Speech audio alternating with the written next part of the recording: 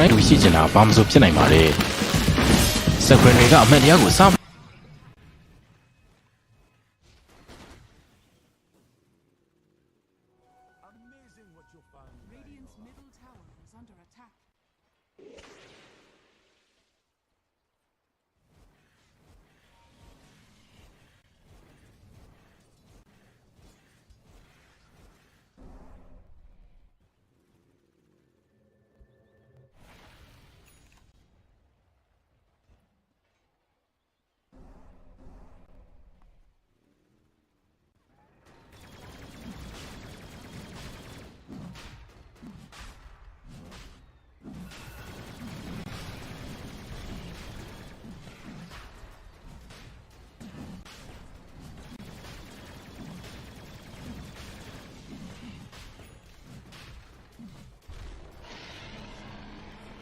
Hello.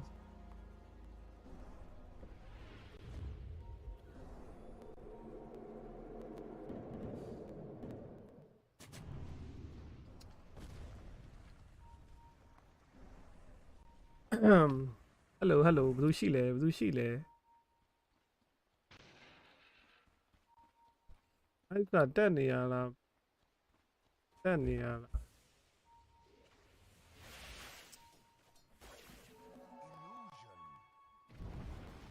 Oh my god.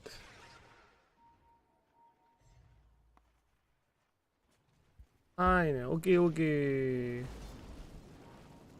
I don't know. I did a whole but Matadora, go to my Dausha Lonia. Mayara, Tima Dausha go. Hello. Follow Lonia or Life Lonia. Don't want to lumia, Bill Jawa, offline pipin. The karma around double. I look here. Now my favorite one, long one strain of me out of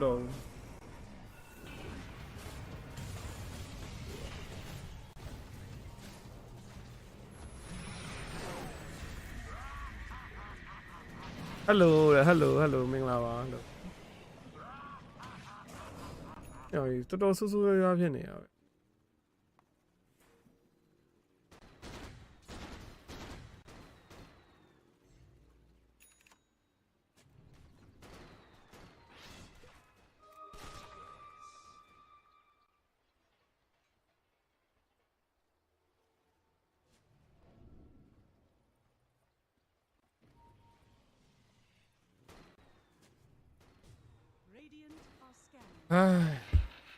Oh yeah, look. Yeah, you do my yeah, face on me out. Face on my long one's friend of me out.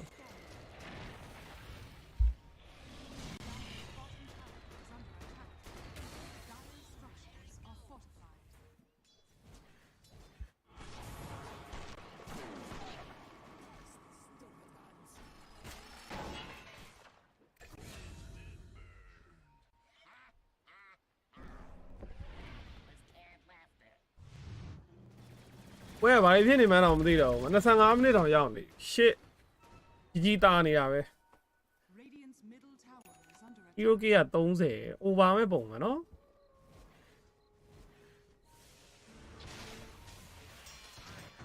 I read I know what I'm a chow. Don't town. Oh, carrying a tongue out of a bit.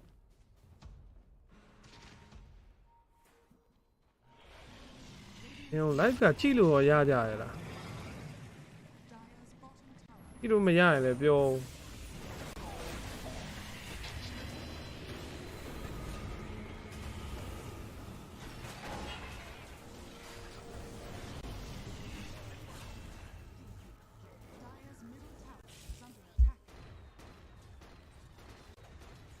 I'm a child in a go down, chow.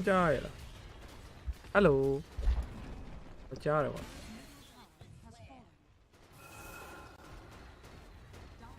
I've got a doll I own now near.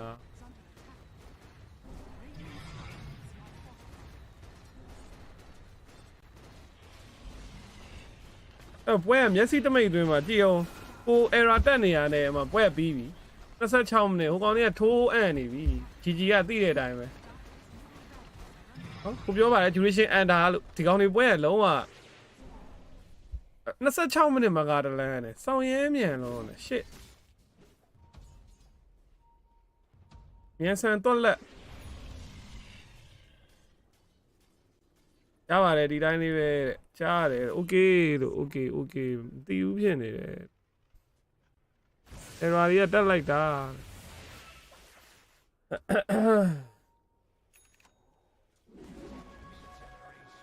လက်စီကာကြီးကမိုက်လိုက်လား Promising cat တွေရောဘာတွေရောofflane item တွေထည့်ပြီးစော့နေတာပဲ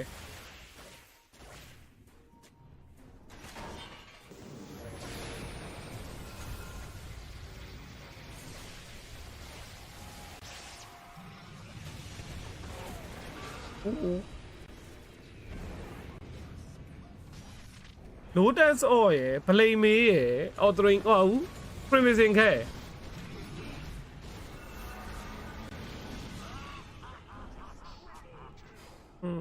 Western Travel Gear ရယ်ပြီးပြီဟိုပွဲက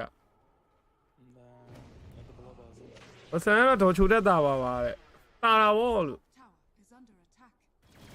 ကွာကြီး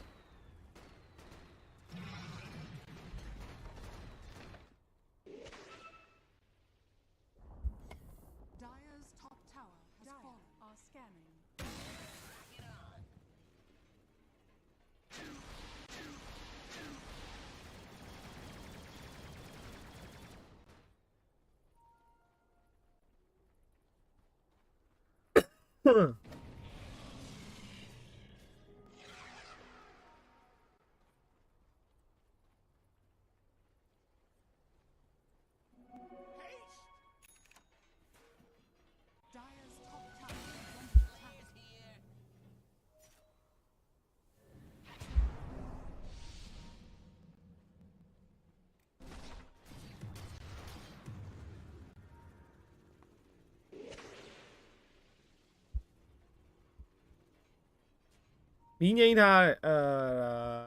ဘာကြီးလဲခြေနေလေးလားသိဖတ်လို့မရဘူးဘရိုမြန်ကလေးမြန်မာလူက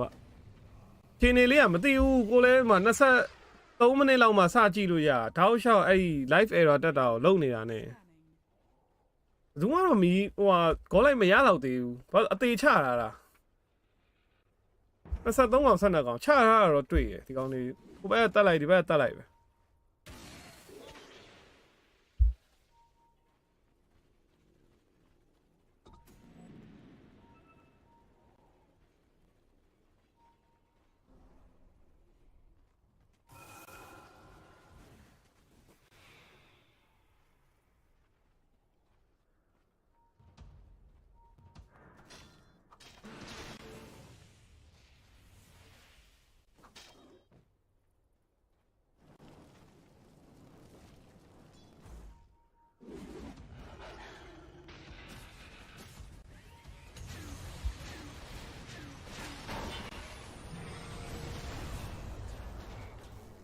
ဟုတ်တယ်ကွင်ကတော့ dominating ဖြစ်အပြင်တေအောင်ပါဒီကောင်လေးချတာတေးလိုက်တက်လိုက်ပဲဟောလိုက်တော့မဖြစ်သေးဘူးဘလက်စီကလင်းကင်းမှာရနေဟုတ်ကောဝဲလား offlane နဲ့နောက်ကဒုတိယနေရာမှာပတ်တယ်ဟာပြေပြန်ပြီးဝိုင်းမ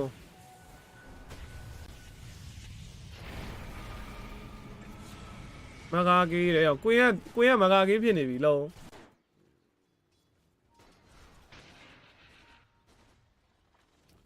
ဟိုလာကိုလီဒီ Facebook မရတော့ YouTube လိုက်လာပဲ theory မျိုးဝင် Facebook ကမရဘူးဒီနေ့လုံးဝတက်လာလို့မရဘူးနောက်ပိုင်းလည်းမရတော့ဘူးထင်တယ် error sound တက်တယ် YouTube only stream တွေလာတော့မယ်နောက်ပိုင်းမင်္ဂလာပါသူလိုက်တာပြီလို့ကျေးဇူးပါလို့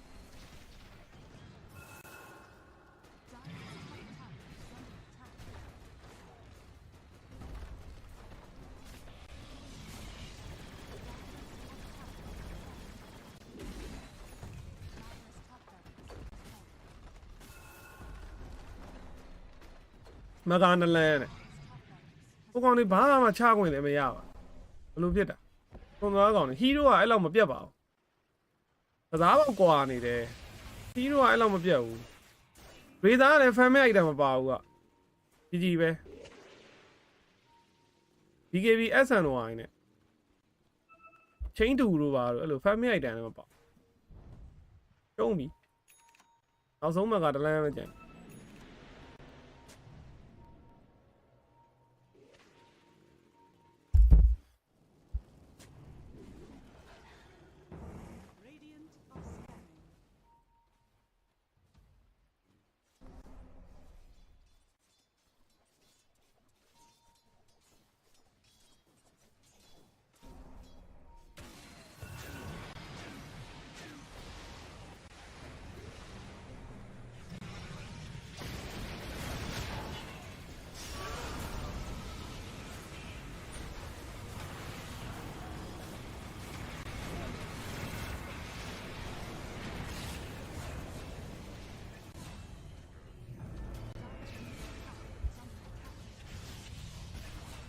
ဒီခေါ်သွားပြီ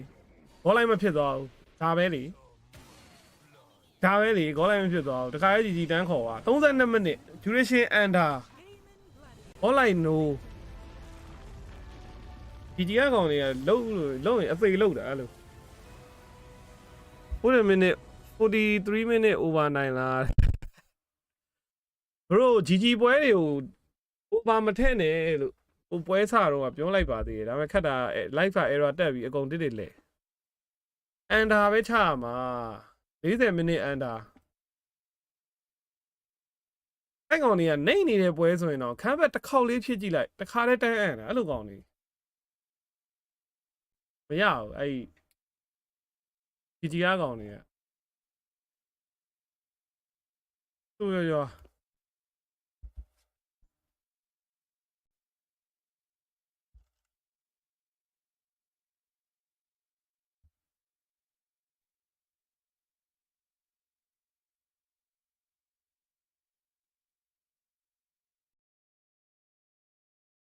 Sell that. And this lane,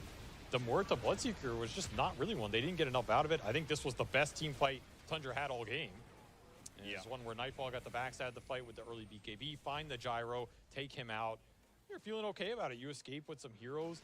It just doesn't convert into super solid map control. This was the other great core kill they found, which was getting the Invoker without the Hurricane Pike up, 100-0 him. There's no rupture on your Pangolier here. Lornov actually gets to play a fight. And the it looks okay. Is already strong enough that they can't break gaming gladiators. You called another hero trash in this game. I did. Bloodseeker. I said it was slightly above trash. Slightly above he looked the good, Razor. Though. He actually looked really good in this game. He is also countered by one item in the Lincolns. Do you think that's something that Lornov, going for this Diffusal, Aghanim Scepter, I mean, he didn't get to play a game because every single fight he was ruptured. Yeah. What are you supposed to do? I don't know. You can't go. I mean, are you supposed to build Lincolns is what I'm asking. I don't think if he has Lincolns and no damage item that his Roland does anything. It's going to get kited the same way, right? So Tundra were going for the fact that this Bat Rider is going to be able to start fights for them, or the Beast was going to be able to take more objectives and put more pressure on the Roshan, get them in Aegis and snowball that way. And if neither of those two things happen, then I think this game's just going to be rough for Tundra. So either the laning phase went better for them and they can play faster, or the support interactions went better for them. And Gaiman just shut down both those things, and it's smooth sailing for them, I think, in the 5-on-5s. Yeah, well, I mean, this was kind of the ideal scenario. Gyrocopter walks into Razor sitting on a high ground, and it wasn't even close. Nope. Too many Force Staffs, too many Hurricane Pikes at this point. The utility was built up super fast in this game, and that's how Gaiman liked to play. Make the 5v5 impossible, and then have a little bit of catch that shuts you down around the map, so both your options are gone. Quick start for 33, it just didn't pan out this time around, and I think going into that game 2, I think Tundra are really gonna maybe change up the priority on the supports a little bit, because I again feel Clock is the king right now of these melee supports, and if you don't get him, this Tusk does not make up for it. The hero's been nerfed a little bit. I think that support matchup isn't even that good. You can get away with it. I don't know. I just think this Clock does so much for a lot of these teams. It guarantee gives you catch around the map. His laning doesn't seem to be that big of an issue. It combines super well with a lot of the mids. We saw how much work it did this game, and then you compare something like the Muerta with it, and it just works super well. I think the clock has to go up in priority. For me, the clock and the Enchantress are the two that have just gone up a lot over the course of the group stage going into these playoffs. Yeah, fair enough. All right, well, we're going to go to a break here pretty soon and start thinking about what Game 2 is going to offer us. I'm sure we'll get some words of wisdom from Milan and what could change for that draft, but we'll see what he has to say. So we're going to go to a break right now.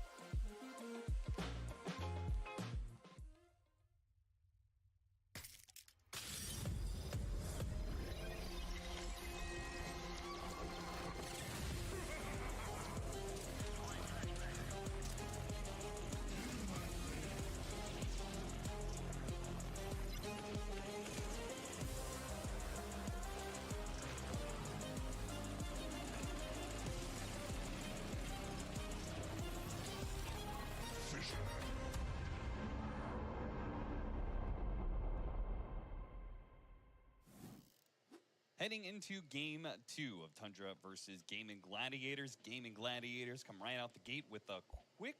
win. They snowballed that pretty damn quickly. Milan, how did you feel that game went? Because it went against your expectations. What went wrong? I think it, as a total outcome, it went against my prediction, but I thought what happened on mid is somewhat of what we expected. Maybe it's different today for gaming, and Quinn definitely put on Quinn shoes, you know. He came out swinging, he dominated the mid lane, he then called all of his team to keep rolling with him, and they showed glimpses of the previous season gaming, like having 5 people invade spaces. Before, but Quinn definitely showing off this game and makes their first pick invoker look very good. Avery, this Pingo response just did not really work out at all, huh? No, I'm not a fan of it. I don't think it's good enough. I think the team fight can be okay. I just don't think Pango's as intrusive a hero as Invokers. I don't think he takes games over in the same way. I think you're basically just trading on a worse mid for a team that first picked so, kind of what's the point, right? Why give them a better mid hero that to counterpick on? Like that's how I feel about it. I'm sure some of these players Invoker and you have to ban other stuff. As I was talking before, I feel like I'd rather just have take Clockwork, who I know is a good support against Invoker. Maybe finds him. I take the clock away from them. It'll set up. And then just get Nurse Spirit, a TA, Tiny, whatever. And yeah, Invoker's always gonna tornado EMP your mid dude, but he's gonna do that to anybody. So what's the difference of having a Pango there who has no mana versus a Tiny with no mana or versus a TA with no mana? Like, you know, if it's going to happen, just accept it, and then you don't have to first pick. You don't have to waste your first pick on a hero that's getting mana burned anyway. Maybe. I don't know. It's a hard hero to answer. Maybe you just ban it. I think Gaiman's first pick Invoker is also best, because I think Quinn snowballs the most with it. Yeah, maybe you can say it's not the S tier hero for Quinn, but he's playing it a lot recently, and yes, you play into Poison, you know, but maybe Poison is too strong, as Avery said. Maybe just don't play into Invoker. Maybe let him Storm. Maybe let him something like this. But I think it's a fine idea to try it. Maybe we should look at it as a whole draft. Maybe the Razor 24 is not the answer we're looking for. Because that is the strongest pick of your draft. And, you know, it just didn't work out. And I think that's how the drafting works sometimes. You prepare, you have this idea, you go with it. Maybe they misexecute a little bit. But definitely there's place for improvement in both gameplay and draft for Tundra. What about the choice to take second pick? I think that's why they took the second pick. I think they just want to go with their idea and like, okay, let the Queen dice hero, so we know we picked Pangolier and like we get 24 for our Nightfall. You know, on the paper it looks like a good idea, but it just didn't work out this game. Maybe same idea, just a little bit of different approach, as Avery said. All right, well. We're going to get into our draft here fairly soon, but expecting kind of this similar situation here that I think Gaming Gladiators usually prefer first pick, and so it means that they're going to be in second. So craft a narrative where the fact that looks a lot better for them in the draft. Is it a harder carry for Nightfall? Obviously, we don't want that mistake of the Pango for Invoker again. I mean, who do you want to last pick? That's a good question in general. It depends on what Gaming does. If Gaming first picks the mid laner, you kind of have to last pick or carry. It's only natural. But if Gaming doesn't show the mid early, then you can go for the vanilla second pick draft where you pick some Luna plus melee, Gyro plus melee, offlane Beast plus Muerta, whatnot, like bulletproof lanes, and you last pick for Lorinov. Like those are two directions, but Gaming can just put on their own tempo by, you know, the first pick Queen hero and then like go respond to it. I mean, if you're gonna end up last picking Lornov's hero, then you should just ban Invoker. I couldn't agree more. Because it's gonna kill your mid hero pool, and the other mids are gonna get banned because they're gonna first pick Invoker, which means they can just ban other mids because they already have theirs. And you're gonna get in a situation where this last pick mid is some garbage hero, and you feel bad because it has to lane into Invoker. So you may as well go that route if you're gonna end up last picking Lornov's hero. I think 33 is not really a last pick player. I mean, he's versatile. He can be. Of course, but if we watch the whole TI run and most of that, he's a guy, you first pick his hero, you second or third pick his hero. It's some Bristle, it's some Doom. You try and counter it, you can't because it's 33. That's when he excels to me. Sure. Like, he doesn't need the last pick, right? Of course, you can last pick those heroes, but he doesn't need it. So it's between Lornoff and Nightfall, I think. And you can go with either of those guys, but again, if it's the Lornoff, then you ban this Invoker for sure, because there's no way you want to last pick mid versus Invoker. It's way too obnoxious. And if it's the carry, then you need to watch these carries like the Luna, the Morphling, the Alchemist, where they go in there. ကျွန်တော်ဆောင်းနေတာ easy ပဲထင်နေရ I think it's interesting to know that every time မရဘူး Tundra so far, GG နဲ့တွေ့ရင်ကအစာပိုင်းတာနေလဲ ကိုကောင်လေးကခမ်းဘက်တစ်ချက်လေးဖြစ်တာနဲ့တန်းအံ့တာတန်းအံ့နိုင်တဲ့အနေအထားတွေပဲဖြစ်လာဘာလဲတော့မသိဘူးအဲ GG က In which case, what do you think gaming Game 2လဲအန်တာတာထက်အကောင်းပြောတာ for first pick? တန်တယ်အန်တာ To the Invoker. Is it another mid hero? It's a 90ရာခိုင်နှုန်းလောက်က 100%. အဲ့လို Or အန် SD. တာတယ် K So I ရော think duration ရော what you ban when your second pick is that you ban like SD Naga for sure. Then you have 2 extra bans. You're gonna ban Invoker, and then you're gonna get Clock or Enchantress or Tusk, right? You go back to the OP subs. Okay, well, Game of Gladiators actually chose second pick. They chose the second pick, so Yeah. we have a different one. I like it. Interesting. Though I will say, if I had to give Gaiman heroes out of all of those, I would rather give him the Naga than. ပြီးဘူးတူးစီးထည့်လိုက် I ပြီ mean, we nice saw that at the TI final. nice I don't think their Naga's that.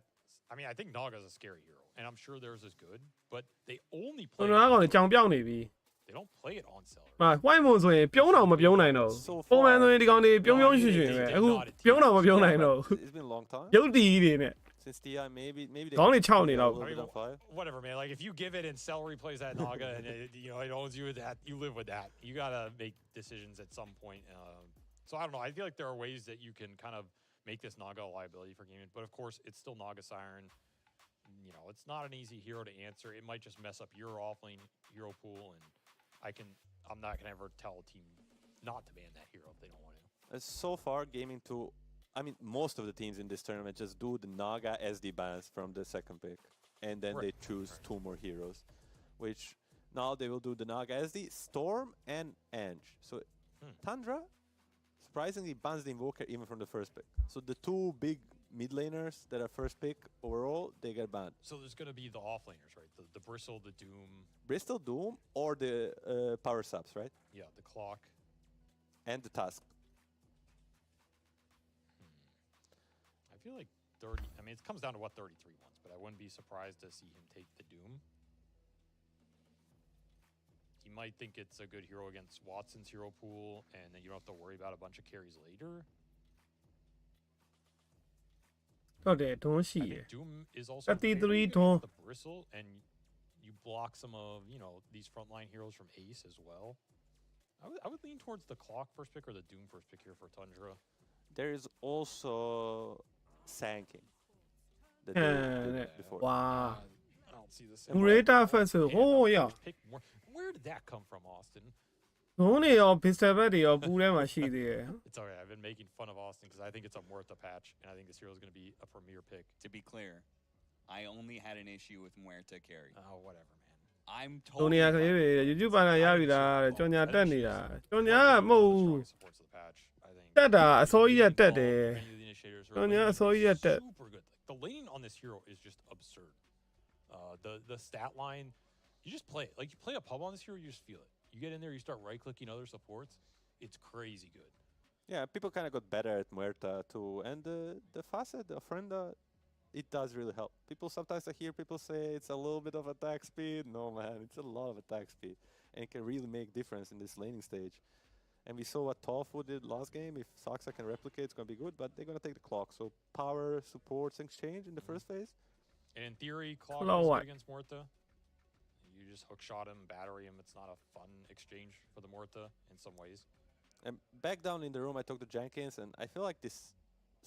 recent change to Clockwork Cogs really made him OP. Like the position where you spawn inside the cog that you barely don't hit it, but like once you start bouncing, it never stops. It seems like it's back to when it was first introduced. Yeah, it's strong for sure. So, still a bunch of cores left in the pool. You're going to have to decide between the Doom, the Bristle, the Beast, the Alchemist, the Morphling, the Luna as well. I think if Luna doesn't get banned in one of these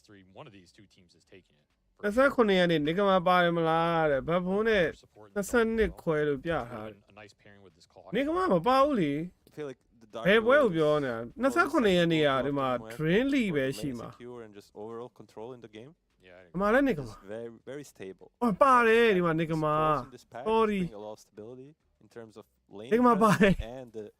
disables throughout the နေ game. ကမှာကြီးကို Dark ခြံ Horse ခဲ့ is တယ် one of the best ပါတယ်ပါတယ် so ပါတယ် far in terms of overall games played plus win rate. Group က over 65%. ၄သိန်းတက်၄သိန်းပြုတ်မှာအဲ့ဒါမျိုးနှစ် group Ridiculously good right now. That hero ဆိုတော့ But yes, in clock SF, really hard lane. to ပြုတ်ဖို့ play. များတယ် Luna is gonna be Beautiful, staying yeah. in the pool of the big range boys.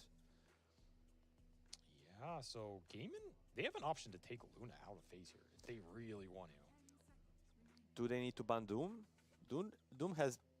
been one of the better answers to Luna. Not like solving Luna, but if you have this option throughout the game to just jump on him and not let him like lifesteal, gonna ban the beast, respect the 3-3, and maybe Luna, maybe just some, you know, some casual support for Tofu like a Betrider. Yeah, what's left for him to play really? Hoodwink. I think there ခုနက is ဒီ a ခေါ်ရင် short လောက် good တယ် angle တဲ့ for them to pick support here. ဒီ to ပွဲလဲ play a little bit on Tundra hand. duration and under pick ဆောင်း some ဆောင်းမ support ဆောင်းရင် as မီး well. ပဲငိမ့်ရမယ်ထင်တယ်ကိုထင် It's a တော့ conservative play for sure. မီးငိမ့်တာကတော့ We'll take the Sand King. အကောင်းဆုံးပဲလားလို့ So flexible hero for them, though. Yes. I think Gaiman would much prefer to play this on the mid than the off lane in terms of their style and. So what it does far, around the it looked map. like that. And now still, Doom in the pool. We kind of have to somewhat blind pick on Tundra. Yes, you see the Sanking as a core, but it's, as Avery said, it's very flexible. I mean, what if you just doom Luna here? Just Giga Chat, double core it up, just jam it in, be like, you can't deal with both, you know? I would really love to see that. I wouldn't mind it, honestly. But I think if you just pick Doom, you'll still get the other guy. Okay, Tusk. Let's Tusk is making a comeback here. I mean, Tundra do love this hero, that's for sure. Their support players are both very good with it. the Visage.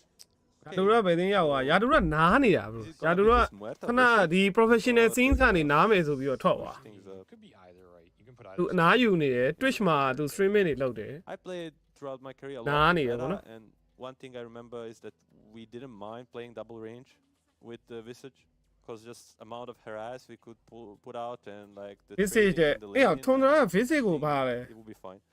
Like just you အေး just သူတို့လည်း stand 33 there, ကပစ်လို့တော့ရ power, ပါတယ်နော် and just dish out damage. ဘက် ace ကလည်းအဲ့လိုကောင်တွေကြိုက်တယ် Basically, any hero with nuke. တော့ You're နည်းနည်း just ခက်စင်စင်ပဲနှစ်ကောင်က anything that helps you kill on lane, you're happy with. And Muerta definitely fits that. So they can throw either support there. Depends on the carry pick. And if you're gaming, you need a strong lane versus because So far in the tournament, people have like done like against the Visage, the Medusa and the Alchemist. yeah, Alk looks pretty juicy here. Like, what if you just go Alk? You know, gaming have always played this Alk maiden lane. Asia Prophet အေးအောင်ကြီးတွန်းအောင်မှာအာလီတွန်းအောင်မှာအဲ့ဒီမှာ Definitely a good hero versus Visage. I would be surprised if it's not safe lane actually. I mean, it's got to be right. Like you just he hates the minions, like the resistance is not there, and you just put up this guy on him, and actually if it's double range, you have no stealth shield built in, so the treant does start hurting you. Like if you're some melee hero like Tusk, you just ignore this treant, you pretend he doesn't exist. Asia Prophet carry လာမယ် The two range heroes might suffer. I can see the Snapfire or the. တန်ကင်းရဒီကောင်တွေ mid နဲ့လောလောဆယ်ခွာထားတယ်ကွာ off lane လို့ mid လို့ထားတာ Snap burst. အဲ့ဒီနေရာမှာဒီကောင်တွေ supporter ထပ်ဆင်းလာတော့မှာ Top of him. Kind of annoying. PG ကစန်ကင်းကိုခွာမှာ Through the birds with the attack speed slow. အဲ့တော့ range တစ်ကောင်ထွက်လာမယ်ထင်တယ် Looking for the shard. သူတို့ဟိုနေ့ကဆော့တာကမရာနာတွေပါပြီးတော့ဆော့တယ် GG က Also works very မရာနာ well. ပဲထွက်လာမလားဒါမှမဟုတ် Stable, follow up damage, range dude, fine at law. Spheroid pick's interesting though because it's not a အဲ့ hero. တော့ Play the အတူတူတော့ပဲနှစ်ကောင်က range လည်းဖြစ်တယ် follow as stand လည်းလိုက်လို့ရတယ်ဒါပေမဲ့ who win ကတော့ breast damage ပိုထွက်တယ်ပေါ့ Actually Oh doesn't play it. yeah, Hold on, that, so- yeah, that game. Yeah, but Hoodwink does come out, and I think remember the gaming is putting up speedy shoes today. You know, have an active carry, gyro, MP doesn't get much more active than that, and they're gonna try to play a tempo with. We saw last game Ace farming elevations. Maybe it's ကို gonna ဖူ be က Gaiman, ပြုံးစီစီ but လုံး just trying to speed up a little bit. တို့ကပြောစီလို့ဒီကောင်တွေကပျော်နေတာဟိုဘက်ထွန်ဒရာဘက်ကောင်တွေကလုံးဝရုပ်ကြီးတီးပြီးတော့ We don't really care what you Two do, zero, you're man. so slow, we're gonna outspeed you today. Tundra is Bah, a she little bit of a really- slower team. I'm တော် not နေ saying ပစ်စရာ they're Stones inactive, အော် but Sounds မရှိဘူး all three of their cores Split kinda တစ်ကောင် like တော့ထုတ်ရ A မှာ little greedy, slower right? tempo. White like spread. getting Like- to their items. They like to hit Shouldn't have left liquid 33. Shouldn't have left liquid. That's what they're trying to say. I mean, he's looking at this draft right now going, အဲ့ကလော့ဝိုက်တွေ "Guys, ရော this was ဘာ my တွေရော draft at TI, like, အော် you မင်းမ stole ပြ that သေး shit." ဘူးကွာကယ်ရီရင်ပြတာဂိုင်ယိုရင်ပြတာ Here comes back. So that's a faster carry for sure. They're matching up the speed. Yeah, I like that. You need a hero like that to dissuade some of this aggression. Fight back. Still susceptible to getting TP'd on by this Furion, and of course. ဥယျာဉ်ကြောင်းပြကြောင်းအားတဲ့ဘာဖြစ်တာလဲဥယျာဉ်ပြကြောင်းက What do you think, Avery? Who အဲ won ဘယ်လို the ပြော draft မ so လဲ far? level 6 level 6 This one's a lot. casting closer. ဆွဲနေတဲ့အတူတကောင်ထုတ်တာကွာ Towards game ထုတ်ပြီးတော့ပြစ်တာ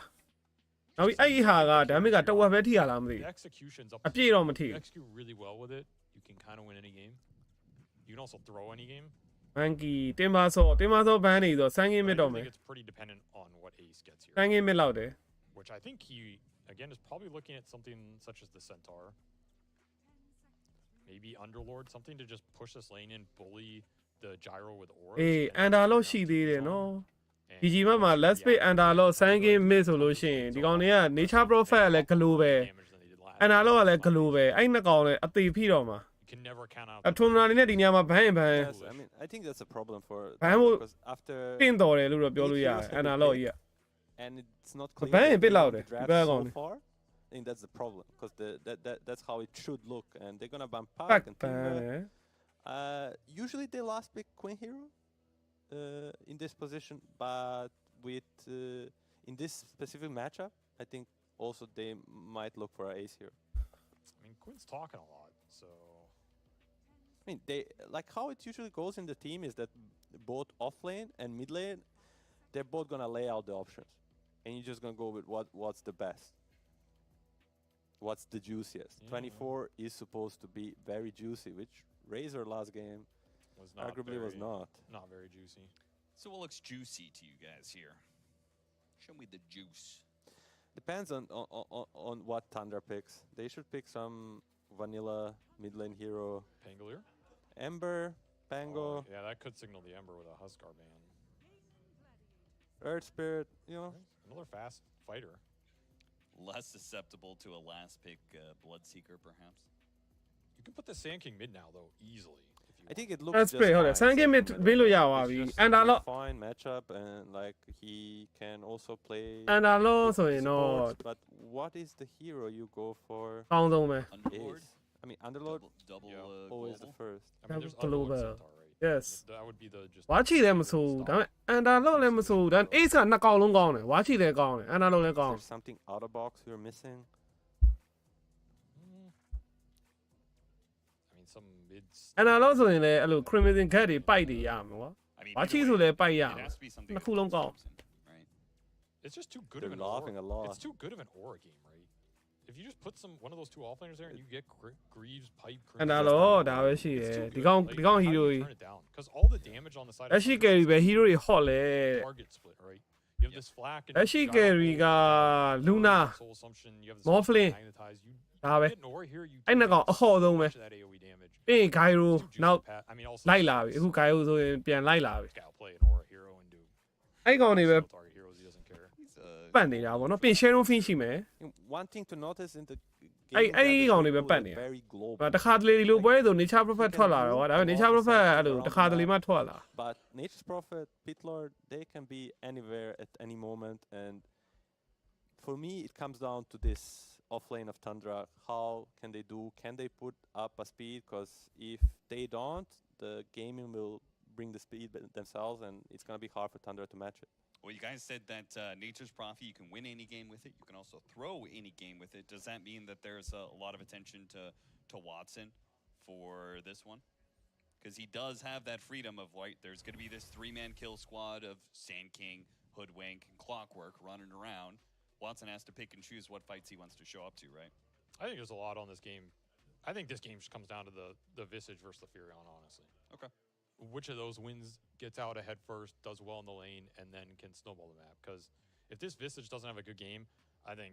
Tundra are going to get absolutely romped. I don't see them winning any 5-on-5. It's going to look like the same as game 1. And I think if Watson has a fast game, he TP's top, kills Gyro, TP mid, kills Earthspear once, whatever. Wrath of Nature comes up before the 10-minute mark, and you're just killing people off that. You know, lane domination with the Treant versus the Visage. I think I favor Gaiman really heavily. I think they got him in this draft, honestly. I don't see the win condition really. Yeah. ဟုတ်တယ် I mean, 2-0 မှာ last game, 2-0မှာ SVG ကလည်း GG ပဲကြိုက်တယ် Can't တဲ့ go wrong with 33 Beastmaster. I feel like it's the same thing with this prediction. For me, it's like can't go wrong with the Ace Underlord, man. His last pick, I'm not going against that. I like everything Avery said. I think there's still an angle for Tundra, for Visage to dominate the lane, get the pipe, get the Crimson, but I think the condition for the Ace Underlord to get it is just so much easier this game. So I agree with the gaming prediction. Gaming Gladiators, Gaming Gladiators. Oh yeah, Gaiman. I think 3ယောက်လုံး game နဲ့ပြီးသွားအောင်အမှ the event for me. 2-0 I think if Gaiman execute, it's like 90-10. I don't see the scale coming together. I don't see the 2-0မင်းငိမ့်ပါလားတဲ့ညပါပွဲရှိသေးတယ်ဒါပြီးရင်ဟိုဟာရှိသေးတယ်ဟာလဲ T-Split ပွဲဒါပြီးရင် T-Split ပွဲဖြစ်ပါတယ်ဒီမှာ T-Split နဲ့ IG နဲ့ပေါ့နော် yes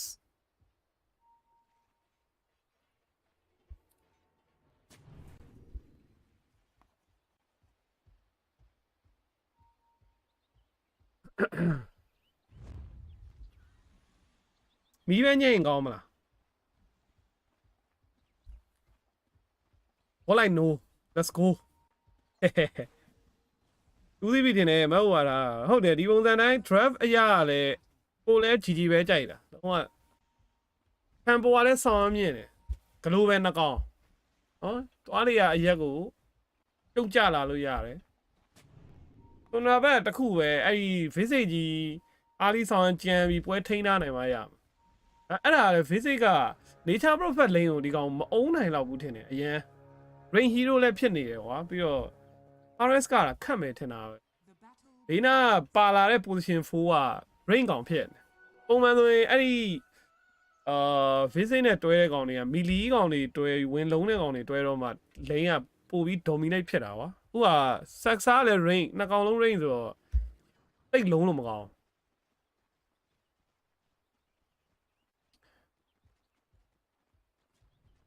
ဥမာ Claw White နဲ့တွဲတာတို့သိရမလား Tasker နဲ့တွဲတာတို့မှာအဲ့ physics ကကျန်းပိုကျန်းတာဗောနော်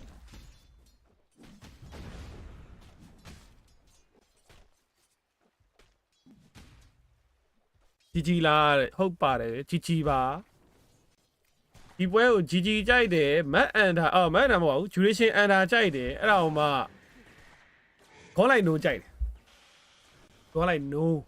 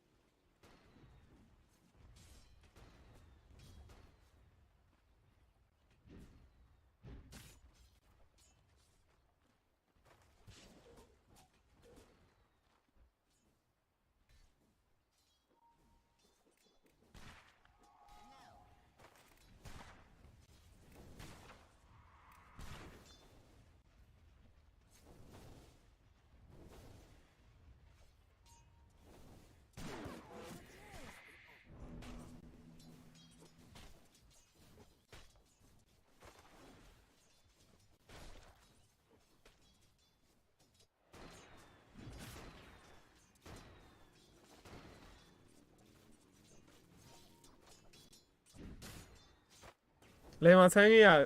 ပါတယ်အေးစေးပဲပြပင်သားနေဟောမသားဘူးอ่ะဖြစ်ချင်းပြန်ပြီးတော့ဟိုကောင်လိုက်လာဘာကြီးလားစ9ကောင်လောက်ပြက်9ကောင်6ကောင်လောက်ပြက်နေ အပေါ်ကတွေ့လာကိုထင်းတဲ့အတိုင်းပဲ visit ကြီးကမအုံးနိုင်တော့ဘူးလို့9 မိနစ်ထိမှအဲ့ visit lane က hero k တကောင်းမှမရဘူးဆိုလို့ရှိရင်သွားပြီဘုံ9 မိနစ်ခွဲထိတယ်ဒီတိုင်းပဲ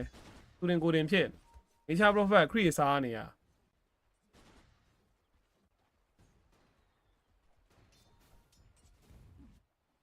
ဂိမ်းတန်မကြောက်ဘူးတဲ့ဂိမ်းတန်မပါတာဘူးသူတို့ live ပေးထားတဲ့ link မှာဟိုဟာဂိမ်းတန်မပါဘူးအရင်ရက်တွေတည်းကပဲမပါဘူး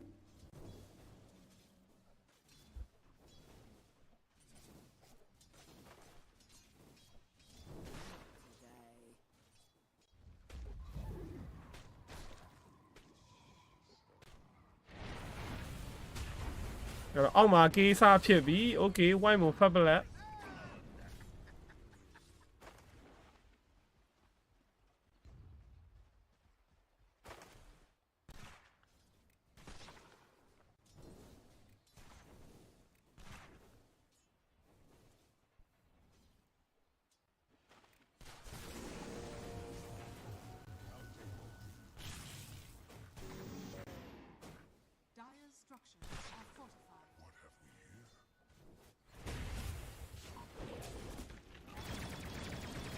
တယောက်တစ်ကောင်စီလုံနေတယ်တယောက်တစ်ကောင်စီလုံနေ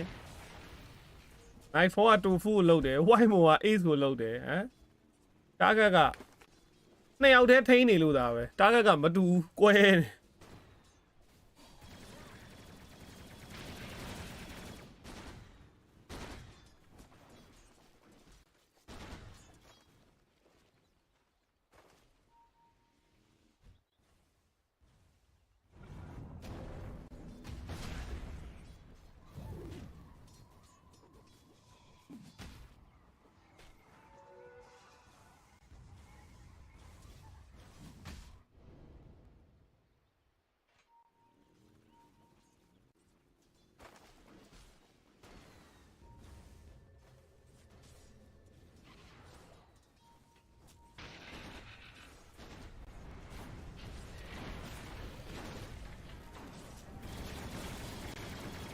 သေပြီလို့33နော်အပေါ်မှာ hero game မရတော့အောက်လန်းဆင်းပြီးတက်တယ် level 4ပဲရှိသေးတယ်ဒါပေမဲ့ portal ဆင်းပြီး hero ရအောင်လာတက်သွားတယ်တကောင်အဲ့ဘက်စွမ်းတော့စွမ်းတယ်ကွာသိလား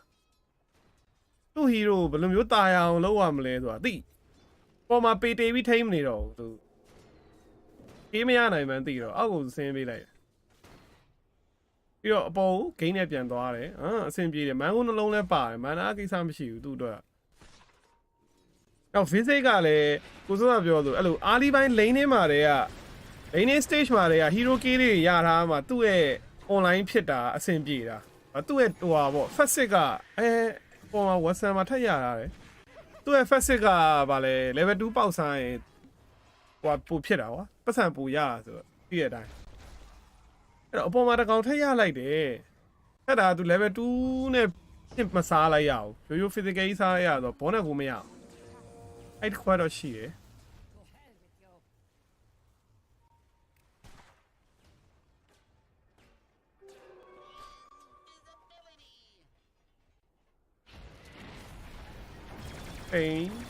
တိန်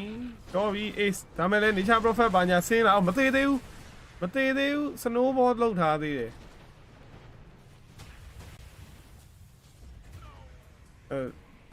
nature prophet ဂလိုပဲဟာ night 4မှာရှော့သွား what မ s ပါရောက်လာပြီအကုန်လုံးရှုပ်ကုန်ပြီ saxa တရေတွေတရေအကုန်သွားပြီကွာအဲ့တော့ epicenter fans from ကြားထဲမှာရှော့ပြီးလုံးတော့က travel key တဲ့ magnetize ကကျန်းလိုက်တာထပ်ပြီး Watson ဘာရဖို့များရှိမလားကိုကကိုပိတ်ပလိုက်တယ် Watson အနောက်ကလိုက်လာမယ်ထင်ပြီးအနောက်ကိုပိတ်လိုက်တာအရှိကပတ်လာတော့သူကတိုင်ပတ်သွားတယ်အဲ့တော့ Aspect က Devil Key Travel Key တော်တော်များများကြာသွားတာပဲကွာတန်းကင်းတစ်ကောင်နဲ့မသေးတာကျန်တဲ့ကောင်အကုန်ရှော့တယ်၄ကောင်တော့ရှော့သွား UK73 Rack over နိုင်လားတဲ့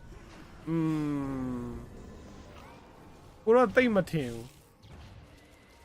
ဒီအ GG ဖြစ်နေလို့မထင်တာကွာဘာလို့လဲမသိဘူးအခုလိုမျိုးကျုံနေရဆိုတာကြည့်ရပြီးရင်ခဏနေ GG ကအဲ့လိုနည်းနည်းပြန်ဖမ်းပြီးတော့ဒီကောင်းလေးတခါတည်းအဲ့နဲ့အကွက်တွေလုံမှာကွာနေချာ prophet နဲ့ဟိုဟာနဲ့အန်နာလော့နဲ့အဲ့တော့ပြောတယ်ဦးဒီပွဲ frag ကအန်ဒါလည်းဖြစ်သွားနိုင်တယ် over လည်းဖြစ်နိုင်တယ်သူတို့ပွဲက over အန်ဒါလောင်းရတာအရန်ခက်တယ် duration လည်းအတူတူပဲ over အန်ဒါလောင်းရတာအရန်ခက်တယ်အဲ့တော့ goal like yes no ပဲမိုက်တယ်တောင်းနေပွဲကအကွင်ရလဲဓာတ်ကာထည့်နေရနော်ဓာတ်ကာ first side တဲ့အရင်သွားပြီးမှာ rotation တွေကထပ်လာအောင်ပါပေါ့ blast zone ကြီးနဲ့မဖမ်းသေးဘူးပြီးမှပြန်ထည့်မယ်တဲ့ပြီးတော့ तू ကဟိုဟာယူထားတာ Samsung ကိုပြောက်တဲ့ဟာယူထားတာအဲ့ blast zone ကြီးနဲ့ဖမ်းတာတဲ့စားရယ်နော်ဓာတ်ကာဘာညာထည့် light white ပေးတာပူကောင်း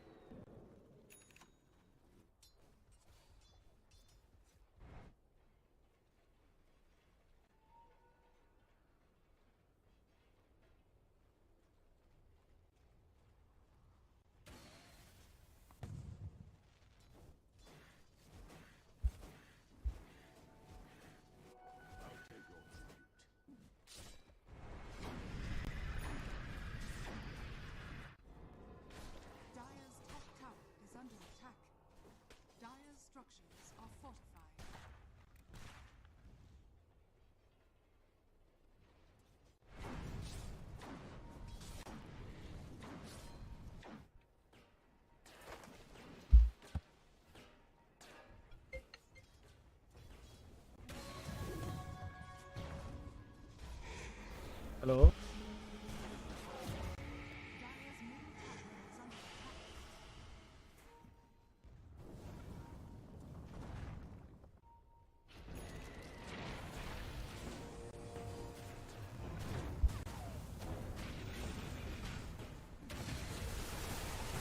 ထားလေ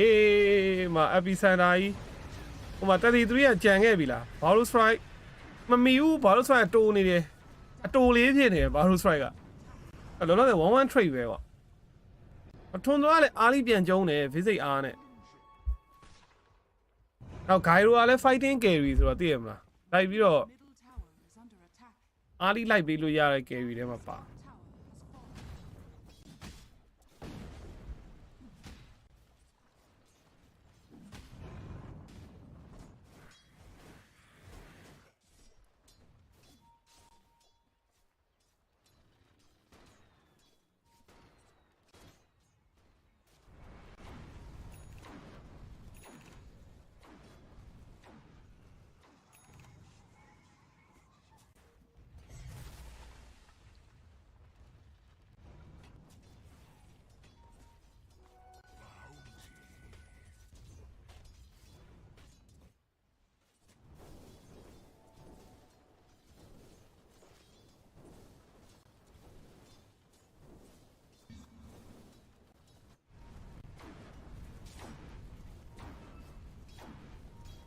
Ace က van ကရေးထဲမှာပဲ fight မသွားသေးဘူးဆက်ဆိုင်တန်း Crimson first side နဲ့သွားမယ်ထင်တယ် Crimson ကလည်းမဆိုးပါဘူး Gyro ပစ်တာတွေငှက်ပစ်တာတွေကာလို့တော့ရတယ်ပိုက်လဲကောင်းတာပဲဒီဘက်မှာ spare တွေရောအဲ့တော့ဘာရင်တော့ကောင်းပါအဲ့ item နှစ်ကွက် cover item နှစ်ကွက်တာဝါတွေတော့တလုံးမှမယူရသေးဘူးနော် GG အနေနဲ့ nature prophet ကြီးပါပြီးတော့တာဝါမယူရသေးဘူးဖြစ်မယူလဲမယူနိုင်ဘူး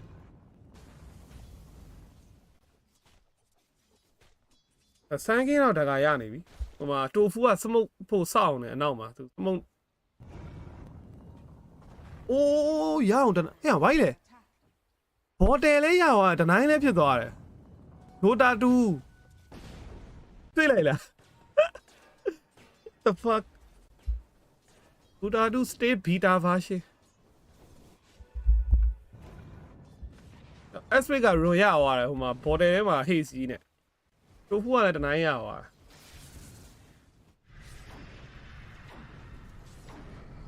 stay beta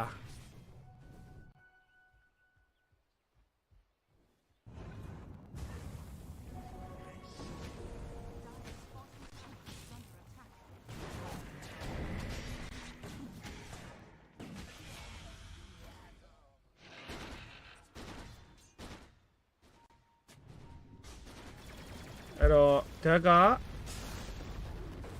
bushwhack ပြေးပါတယ်အဲ့တော့ပြန်ထွက်ဖို့လမ်းရှိပါမလား magic stick ပါညာတော့ရှိနေသေးတယ်ကိုရင် magic stick အခု20အော်မနှိပ်လိုက်ဘူးဒါနှိပ်လိုက်လဲသိမှာပါပဲဒီစိတ်လာနေပြီဆိုတော့အဲ့တော့ guy ကိုသွားတက်တဲ့နေရာနော် first hour လည်းရှိနေတော့ဟိုဘက်ပြန်လာဖို့အချိန်ကမှီတယ်ဘယ်လိုပဲဖြစ်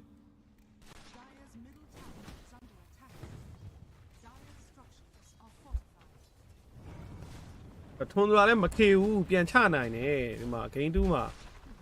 နော် upper hand ရောက်နေတယ်လောလောဆယ်တော့ tower နှလုံးကွာသွားပြီ 10 hour difference 3k ပဲရှိတယ်ဆိုပေမဲ့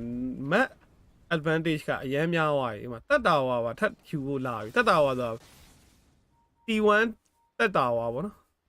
3ခုမြောက် T1 ကိုထပ်ယူဖို့လာနေပြီတော့6ကြီးအနေမြေတစ်ဖြည်းဖြည်းချင်းတော့မယ်အရှိမဘတ်ဘွန်းလောက်သွားတဲ့အကွက်အဲ့ဒါနောက်6ဘတ်ဘွန်း game 2ဖိသွားတာ beast master နဲ့10မိနစ်မှာ T1 3လုံးယူလိုက်တယ်ပြီးတော့Asian Creed တွေကိုဖြတ်ကန့်ပလိုက်တယ်တော့ကတောက်လျှောက်ထွန်လာလည်းအဲ့လိုလုပ်ဖို့တော့ကြိုးစားရတယ်အောင်လန်း first tower ရရင်ဒီကောင်နေ triangle ကိုဝင်စီးလောက်တယ်အဲ့ဒီကြရင် GG ဘက် speed တွေတော်တော်လေးလျော့သွားမယ်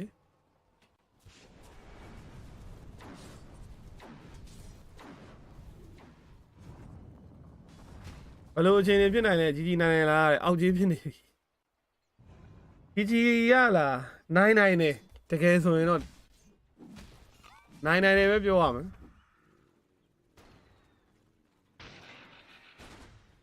သူတို့ရဲ့ potential ကတွက်လို့သိမ့်မရအောင်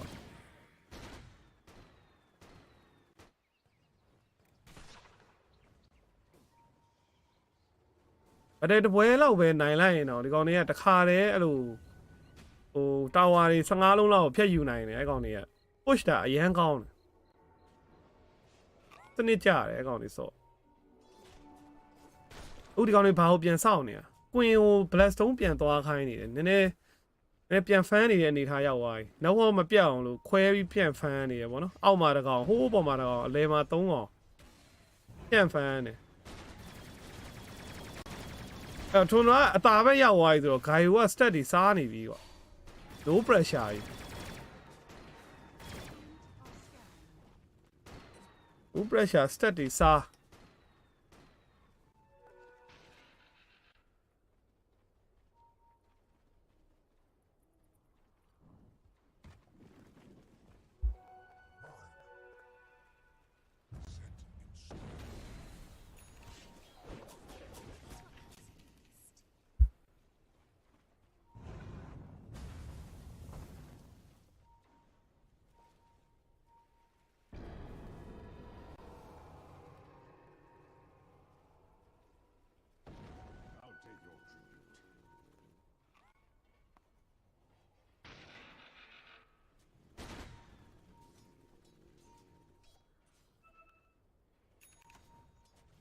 မုံနဲ့မလာအောင်တော့ဒီတိုင်းလာတာကျွန်တော်ကဒီတိုင်းတွေလမ်းတွေရှောက်မှာတော့ဟိုဘက်ပြေးပြီဗောဝက်တွေနဲ့ဒီမှာ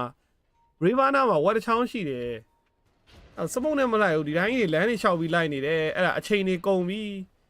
အဲ့ဒီအချိန်မှာ nature prophet ဟိုးဘက်အောက်မှာတို့လားသွားဖမ်းနေတယ်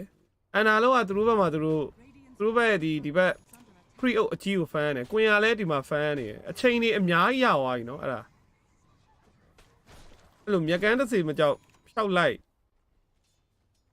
မပြေဘူးမနောက်ဘောက physics ကပြန်အောက်ရောက်သွားပြီတော့လားပြန်ပြီးတော့ဖြစ်နိုင်တယ်ဒီကောင်လေးဆော့ပေါက်ကပြန်နိုင်တဲ့အနေထားတော့ရှိထွန်းသားဘာဆက်လုံးမလဲထပ်ပြီးတော့မူတည်မယ်ဒီကောင်လေး triangle သွားစီးတာမျိုးမတွေ့ရအောင် တော့ first hour 3 လုံးယူထားတယ်ဒီကောင်တွေက hour တစ်လုံးမှမပေးရသေးဘူးအဲ့အနေထားမှာရန်သူရဲ့ triangle ကိုစီးတာမျိုးမတွေ့ရဘူးเนาะအခုတည်း3ယောက်တည်း basic ကလည်းသူ့အနေနဲ့သူ fan တယ်သွားမစီးဘူးပိုက်လဲရှိနေရအောင်အဲ့တော့3ယောက်တည်းဝင်တော့ဝင်သွားပြီအဲ့ Asian free တွေကိုတောက်လျှောက်စားနေနိုင်မှာကောင်းဖြတ်နိုင်မှာအခုဆို network ကမှာအဲ့ 3K က 3K ပဲတက်မလား 2K တောင်ကြာအဲ့ criminal ကရနေပြီအနာလောက်ရလဲဒီကောင်လေးဒီအချိန်တောင်ဝင်လုံးလို့မရတော့တော့ဘူးထင်တယ် triangle ဝင်စီးဖို့ကမလွယ်တော့တော့ဘူးထင်တာပဲနည်းနည်းတော့နောက်ကျ salary info သွားစုတယ်သေပြီလားမသိဘူးနောက်က rocket ကြီးလိုက်လာရဆိုသေဖို့များပါတယ်ဒါတော့မသေးခြင်းသေးဘူးဟိုတယ်ထောက်သွားပြီအိုးမသေးပါဘူးအချိန်နေ waste ဖြစ်ချက်တွေကမသေးသွားပါဘူးတဲ့အိုးလာလာတာဝါ7လုံးပဲရှိတာဟိုတမင်ပြောတာတာဝါ15လုံးဆို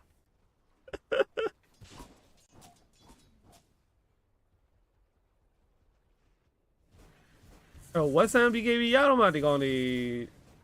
တစ်ချက် move မယ်ထင်တယ်အဲ့ lane တွေကလောလောဆယ် split တွန်းနေတဲ့ဘက်ကပို့ပြီးတော့တာနေတယ်ကွာ lane တွေကကြည့်ရင်တာဝန်သားလေးမှာအထွန်းသားလေးနဲ့လမ်းတစ်ချက်မားလျှောက်တာနဲ့ပြန်ပြီးတော့ခမ်းဘက်ပေးနိုင်ရပေးနိုင်တယ်ပေါ့နော်ဒီပွဲကြီးက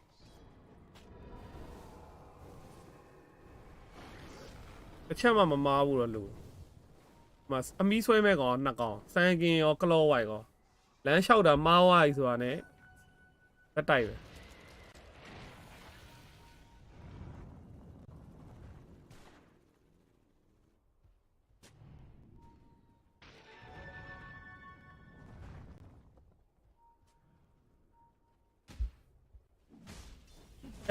ပြောရင်ဆိုရင်အမှလမ်းလျှောက်တာမားပြီဆက်ဆာ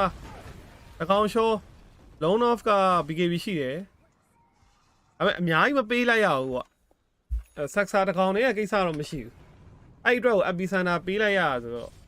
ပြဿနာတော့ရမ်းမရှိတော်မန်ဒါတွေထွက်နေပြီသူတို့ယူမရမယ်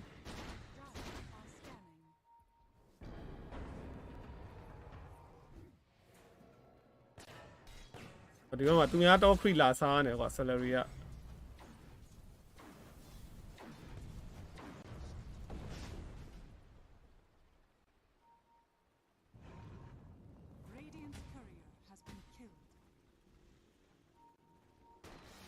ပိုးကန်ရပြီဒါပေမဲ့ကာဖို့လုံနေတယ်အော်သွားစတီးတာမရလိုက်ဘူးမီးကျဲပြီးစတီးကြည့်တာအဲ့တော့3កောင်တော့ ready ရှိနေရင်တော့အဲ့ဒါချလို့တော်တော်ကောင်းပါ GG ဘက်ကပူရှော့က3កောင်ဝင်သွားမှာပူရှော့3កောင်ရဲ့ပေါင်းရဲ့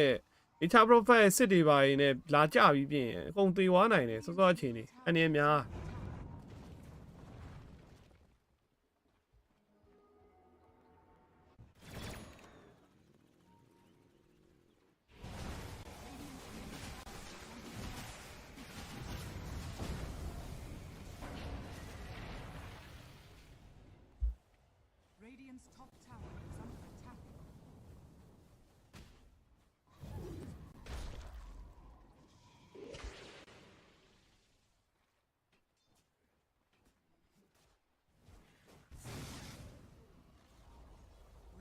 Middle tower has fallen. Take the seeds of fortune.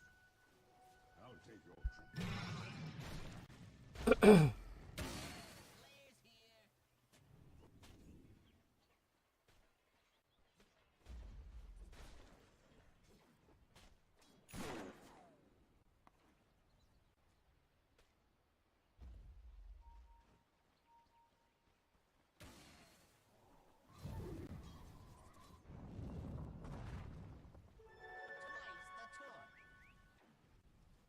Sweet. Radiant's bottom tower is under attack. အဲ့ဘောက 1k ရ 1k ပဲ 1k ရ 1k မဟုတ်ပါဘူးအစက 3k ကနေ 2k အခု 1k ဖြစ်သွားပြီ in never different မကွာတော့ ace တယောက်ထဲနည်းနည်းကြံခဲ့တာကွာကြံတဲ့ကောင်တွေကတော့9ကောင်လုံးက12000ပါယူ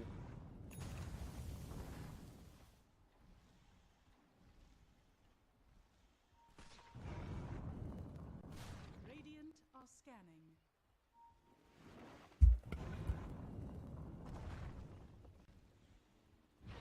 လိုချန်လုပ်ပြီတက်စကာနဲ့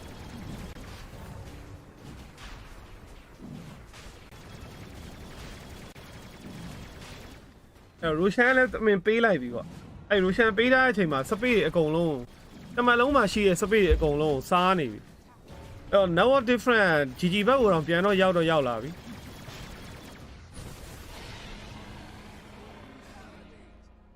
Radiant's middle tower is under attack.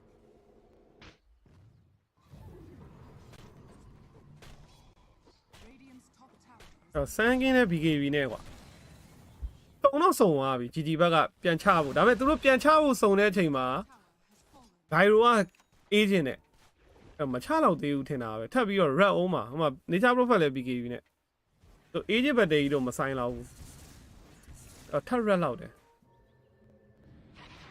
ဒီဘက်ကတော့စမုတ်နဲ့လိုက်မလား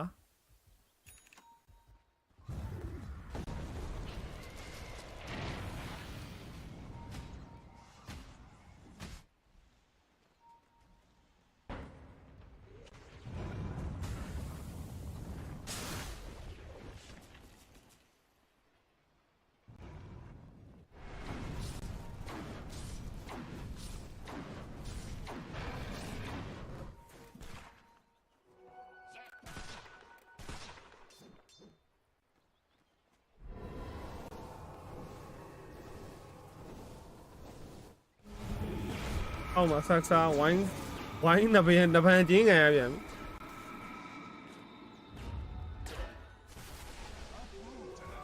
Dire's middle tower is under attack.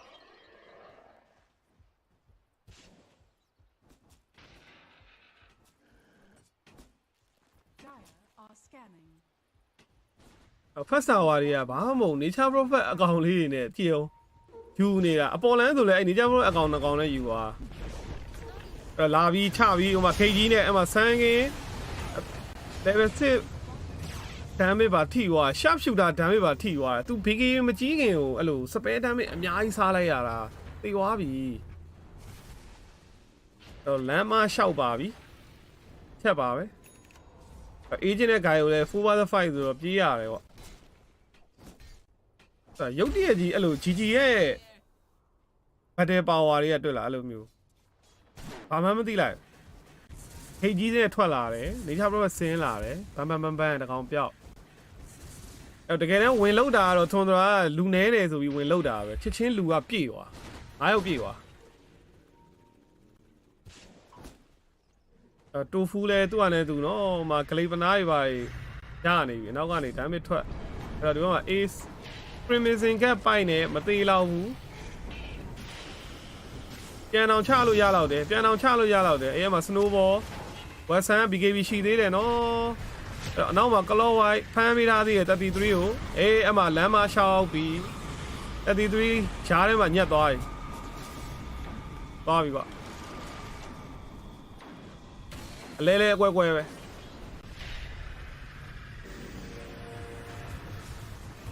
တော့ကုန်ပြီတကောင်ပြီးတော့တဖြုတ်နဲ့ကြွေကုန်တဖြုတ်နဲ့ကြွေကုန်ပြီအခုဆိုနောက်တော့စစ်ကေတောင်ပြန်လှိသွားပြီအောင်ကြီးတွေနိုင်လိုက်ကြရဲ့လားအဲလေအခုချိန်မှာစင်ဘောက on the elephant ပြန်ဖြစ်သွားပြီကြီးအောင်ကြီးနိုင်ထားတဲ့လူတွေကတန်းကြီးကရှီပါခဲ့တဲ့နောက်တစ်ခွက်က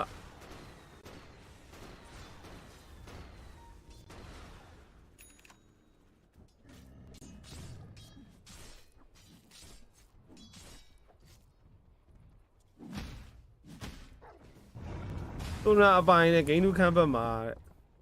ဘယ်ထွန်ရာအပိုင်ဂိမ်းလူခမ်းဘက်မှာတော့GGကခမ်းဘက်နေတဲ့ဟာကိုဟိုကောင်တွေကဘလို့ပြန်ပြီးခမ်းဘက်တော့မှာ Tundra အပိုင်ဆိုရင်အစောကြီးတွေကဒီကောင်တွေတာမနေတော့ခန်းပတ်ဖို့ဆိုရင်အခုဟာသူတို့ကတာနေတာအာလီဗန်သူတို့ကတာနေပြီးတော့မှဒါ GG ကခန်းပတ်နေတာလို့ပြောလို့ရအဲ့ဒီခန်းပတ်တောင်မှထက်ခန်းပတ်ဖို့ဆိုတာမလွယ်ဘူးခန်းပတ်ပြီးသားအတင်းကိုပြန်ခန်းပတ်ဖို့ဆိုတာဒါပဲလေခန်းပတ်ဖို့ကတိတ်မလွယ်ဘူးအဲ့ခိုင်ရော item တော့ပြည့်မှာဒါပေမဲ့ item ပြည့်ပြီးသူတေချာပြစ်ခွင့်ရပါမလားဆိုတာအချက်ကြည့်ရမယ်ပေါ့နော်ဆက်စားဟူရှော့ရှိတယ်နော်အမလုံဘူးကမလုံဘူးလူသိမ့်မစုံလို့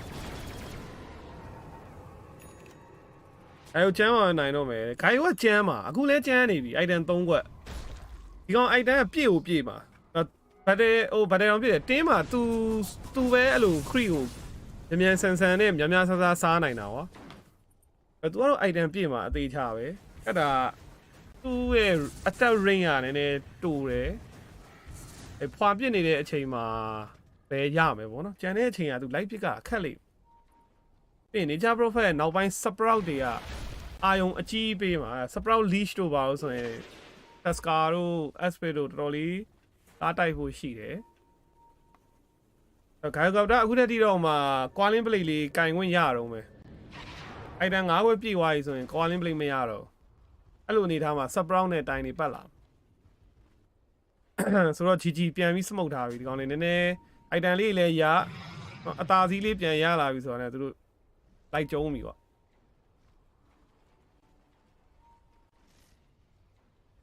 visit ကိုတွေ့နေရတယ်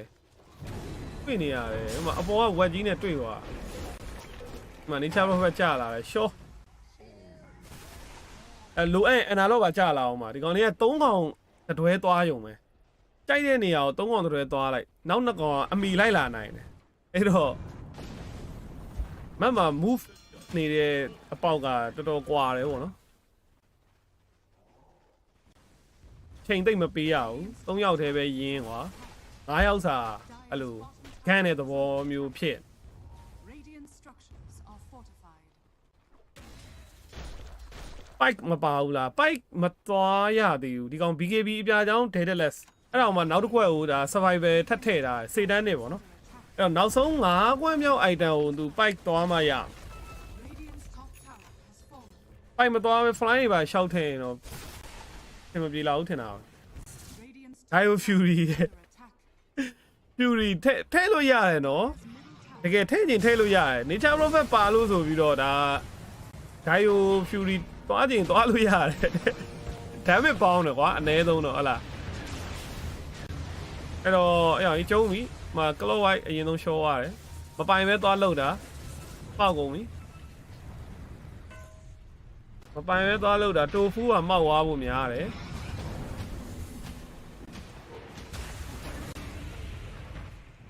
နှကောင်တော့ချင်းချင်းပြန်ပေးလိုက်ရတယ်ကွာအဲ့တော့ Tundra ကလည်းမခေပါဘူးเนาะ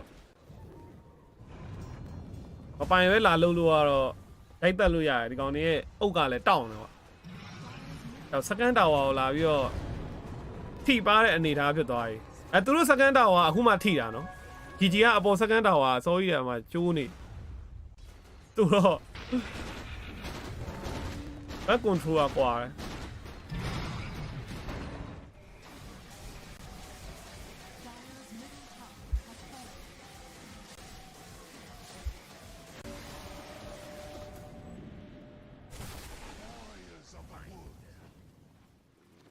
ထွန်ကပြန်ပြီးတော့ချင်းချောက်မှာလားဘာလား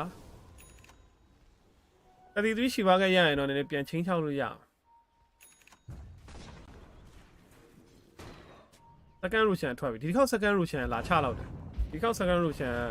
free တော့ပေးမှာမဟုတ် item တွေစုံနေတဲ့အချိန်မှာအဲ့တော့တုံးတော့မယ် second 20night 4ကလည်းဟိုရသွားပြီတိတ်တန်းနေရသွားပြီရှီပါက33 okay ဒီကောင်လေး item timing တွေကကွက်တီပဲဒီ rotation second rotation မှာ item အကြီး2ကွက်တောင်ရတာတဲ့ Radiant's middle tower is Tundra under ဘက်မှာ attack. ready to go Are scanning. မဝက်ဆန်မှာ item အကြီးနောက်တစ်ခွက်ရဖို့လိုနေသေးတယ်ပတ်စံ2500 Attack. တစ်ထဲမှာကင်တာအဲ့တော့ smoke နဲ့တော့အရင်ထွက်လာတယ်ဗောနော် Radiant's middle tower တွေ့ပြီ is under တွေ့ပြီ attack. အေးအမဟူရှော့မတော့ဘူးကပြန်လှည့်ပြေးတယ် why စမ်းကင်းကအပီဆန်နာနဲ့အောက်မှာဘာလို့ strike တကောင်ဖမ်းထားတယ်ဒါပေမဲ့ခတ်တာအဲ့ကောင်ရ BKB နဲ့အဲ့တော့အမ sprout ပြီးပြစ်ပြီးအောင်ရေဂိုင်ကိုစိတ်တန်းနေတော့ကြံနေသေးတယ်စိတ်တန်းနေနဲ့ပြန်ပြစ်တာတွေးတော့တော့ဟဲ့အောင်ဂိုင်ကိုနောက်ဆုံး BKB ကြီးပဲထွက်ပြေးသွားပြီဒီဘက်မှာ Western ပတ်တလားတီးနေတယ်ဟိုဘက်ပြစ်လိုက်ဒီဘက်ပြစ်လိုက်နောက်ဆုံး तू ပြန်သွားပြီပေါ်တယ်နဲ့ Okay ဒါ teleportation နဲ့ तू ပြန်ဆင်းလာလို့ရတော့မှာကွာအဲ့ဒါကြီးကအချိန်ကြာဗတ်တယ်ဆိုင်တော့ Tundra တော့မကောင်းဘူးအစမ်းကင်းကြံနေသေးတယ်ဒါဆန်းကင်းနဲ့တေးပြီလား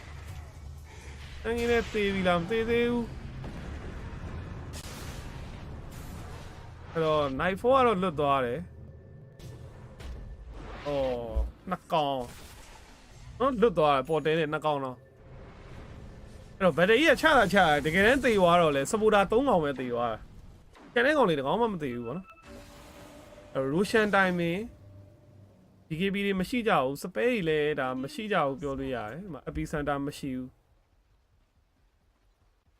အားမလား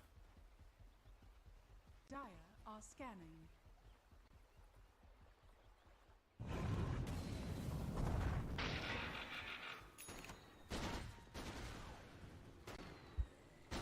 Radiant's turret has been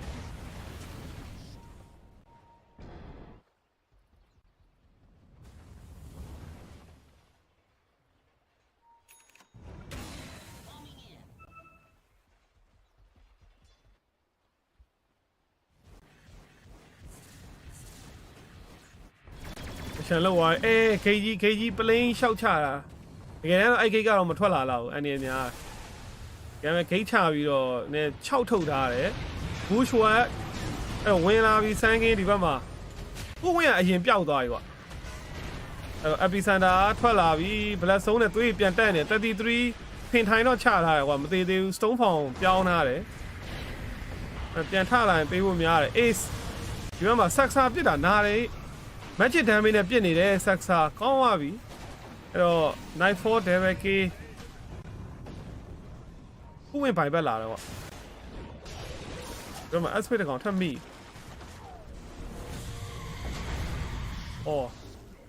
ဒီချာ prophet အိမ်ပြန်သွားအဲ့တော့3ကောင်သေသွားပြီ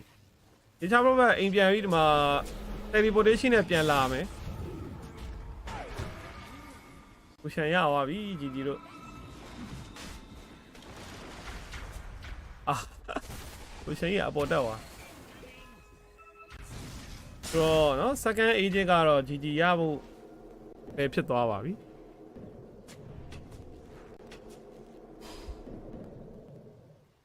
Canva is real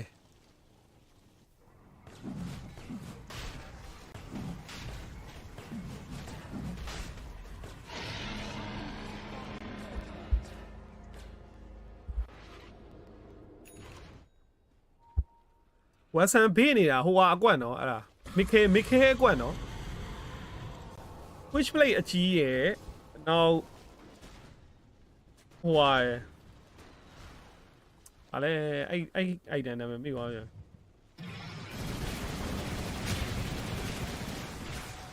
ဇက်ဖျားလေးတွေမင်းနေအဲ့ Revenant Brunch နဲ့ budget damage ပြစ်မှာပေါ့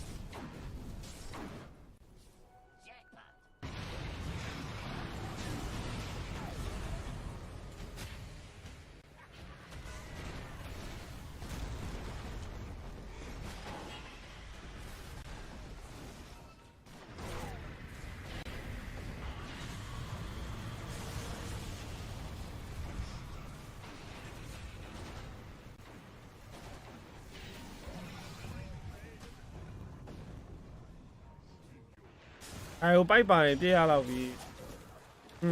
ဂိုင်ကိုကပိုက်ထဲ့မလားပိုက်ပဲထည့်ရမယ်ထင်တာသူ့နောက်မှာသူ့ကို full set တွန်းပေးမယ်ဟာဒီထက်လို့သေးတယ်ဥပမာ saxa full set တို့ full set တွေများများထည့်တင်တယ်ပေါ်တယ်ထောက်ပေါ်တယ်ထောက်လွတ်လာလို့အော်မလွတ်တော့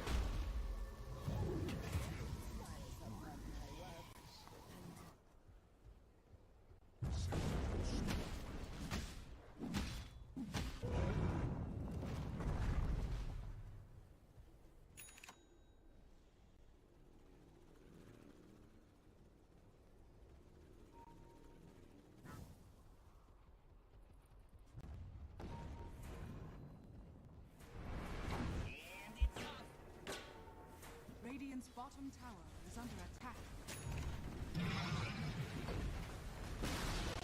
ရသွားပြီ Rampant Bruce အဲ့တန်း9ကွက် Nature Prophet ကအရင်စရပြီပေါ့နောက်ဆုံးတစ်ခွက်တော့ဒီကောင် Saber Edge သွား Saber Edge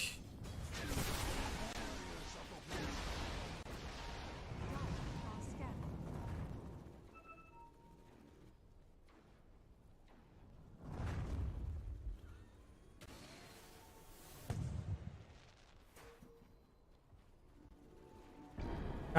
ဂိုင်ကိုလည်း item ပြည့်သွားပြီနောက်ဆုံးတစ်ခွက်ကတပိုင်း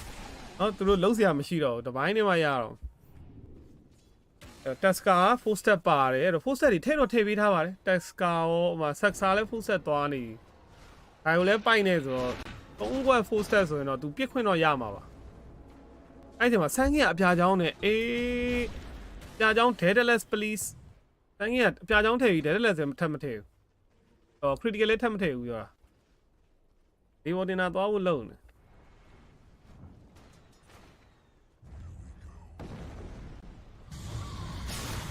တော့ age 10မိနစ်နဲ့40ကျန်သေးတယ်ကွာဒီကောင်လေးအလဲတာဝါအလဲ second tower တွေပါမပုတ်ရှူးလားမသိဘူးကြီးကကောင်လေမအလဲတကောင်လေး Western သွား push ဖို့တော့လုံကြာသွားတယ်39မိနစ် Tower has fallen.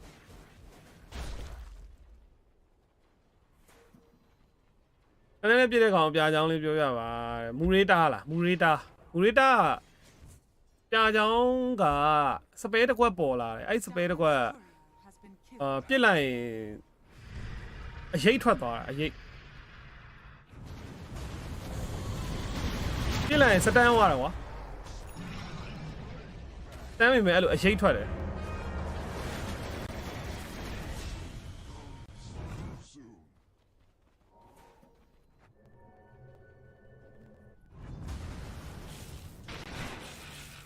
ဟိုအပြစ်ခံရတဲ့ကောင်စတန်းသွားတယ်နော်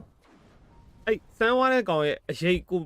ပုံတူအရိတ်ထွက်သွားတယ်အဲ့ထွက်တဲ့ကောင်ကိုဒီမူရတာထိန်းလို့ရထိန်းပြီးစပဲတွေရှောက်သုံးလို့ရအဲ့စပဲရှောက်သုံးပြီးအဲ့အရိတ်ခန္ဓာကိုယ်ပဲပြန်ဝင်သွားရင်အဲ့စပဲတွေကကူတောင်းလဲနေရောအဲ့လိုပုံစံမျိုးပြီးအဲ့စတန်းသွားတယ်ဆိုတာကလည်းတကယ်ဆိုရင် physical damage reduction 50ရာခိုင်နှုန်းနဲ့စတန်းတာဆိုတော့ကောင်းတယ်လို့မကောင်းတယ်လို့ပဲအဲ့အပြာချောင်းကအဲ့တော့မူရတာတဲ့ဆိုရင်တော့ကောင်းတယ် तू ကသူ့ level 6က magic damage ဖြစ်နေတော့ကွာပြာချောင်းနဲ့ stand ပြီးပြစ်လို့ရတယ်ဒါပေမဲ့ဒီ gaio တို့ဘာလို့နဲ့တွဲလိုက်တဲ့အချိန်မှာကျတော့ stand ခံထားရတဲ့ကောင် physical damage reduction ဖြစ်နေတော့တွဲသုံးလို့မကောင်းအဲ့လိုပုံစံမျိုး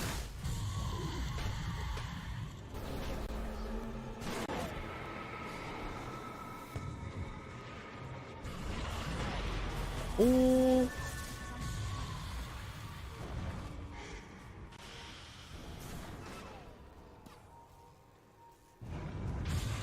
era 4 ရ Western North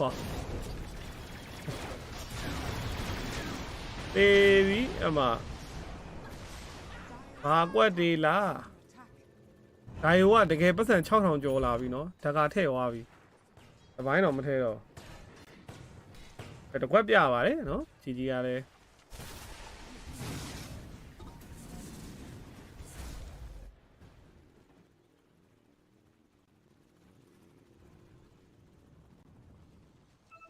Swift Blink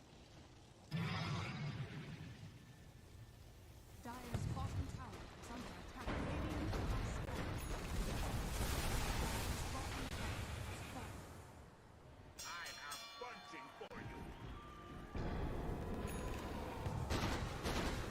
Aspect ကလည်းအပြာကြောင်ခဲတာပါညာလုပ်လို့ရသွားပြီအသေးကန်ဒီကောင်တွေလည်းကယ်လို့ရတယ်ရန်သူလည်းခဲပြီးပြန်အထဲကိုထည့်လို့ရတယ်မစိုးတော့မစိုး item တော်တော်များနေပြီကွာလုံးတော့ကြီးရလဲ ordering ကိုပြာကြောင်ရှီပါကက်နည်းတော့မဟုတ်အစူပါလေကင်းကလည်းရောက်လာပြီဆိုတော့လေသိရမလားအခြေအနေတွေကအခုချိန် network 9k တာတာတို့ဘာတို့က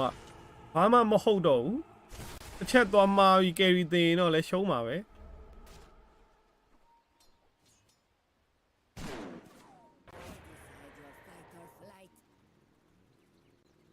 Dire's bottom စန်ကင်း deadless လိုနေတာတကယ်က ဒီကနိုင်ရင်စမ်းကင်း Daedalus ထည့်လိုက် easy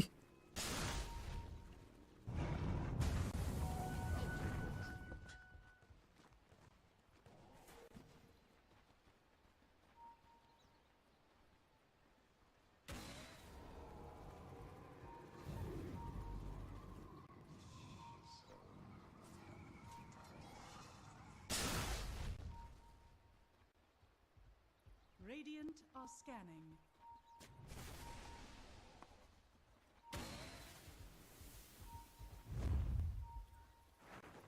Oh. တော်မန်တာကိုလာနေပြီနော်တော်မန်တာကိုလာနေပြီအေးကွင်က BKB ကြီးတဲ့လှုပ်ပြီးရစေတန်းနဲ့ BKB နဲ့ Night 4ပြန်ပစ်တယ်ဒါပေမဲ့ Night 4ပစ်တာသွေးမတက်သလိုပဲရောခဲလိုက်ပြီ Night 4ကန်ထုတ်ပလိုက်တယ်လွင့်တော့လွင့်သွားပြီ Night 4အနေနဲ့အဲ့တော့ Aspect ကတော့ကြံခဲ့ပြီကွာ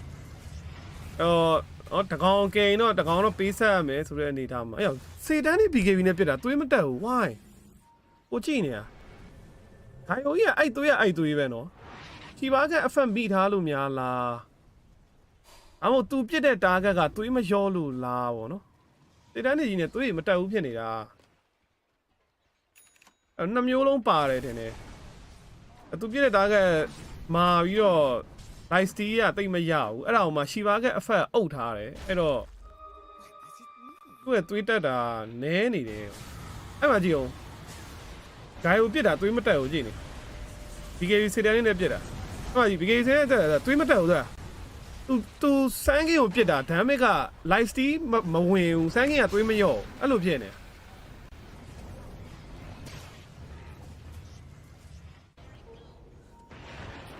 ဒါပြောဆက်စာဥရှောမိသွားပြီ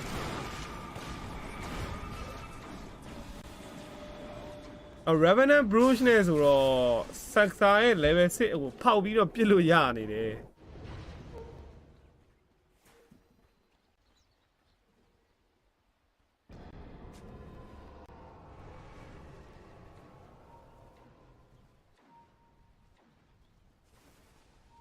ဒီပါကြောင့်လေရှီပါ35ရာခိုင်နှုန်းပဲ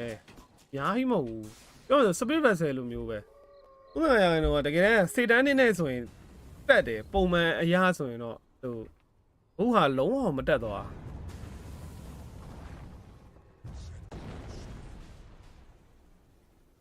နည်းနည်းလေးတက်လိုက်ရင်တော့မဆိုးဘူးဒီကောင်အဲ့တော့ Super League ရောက်လာတဲ့အချိန်မှာလေဒီ rangeကွာဟမှုတွေဖြစ်လာပြီပေါ့နော် carry နှစ်ကောင်မှာ difference က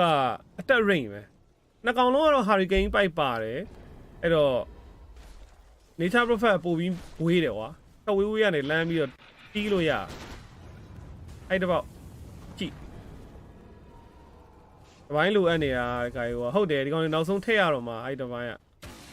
အပြာချောင်းဝါပြီးဒီပိုင်းထည့်ရတော့မှသူ့ရဲ့ option ကမတတိယ Roshan နေလည်းရောက်နေပြီ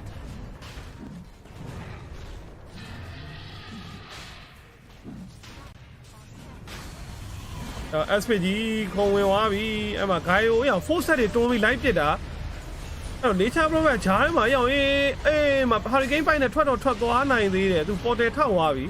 အဲ့ဒီချိန်မှာဒီမှာ AJ က SPG ယူလာတယ်အဲ့လိုကြီးကြတော့ဂိုင်ယိုပစ်တာကိုဘူးမှမခံနိုင်ဘူးအနီးကတ်တွေ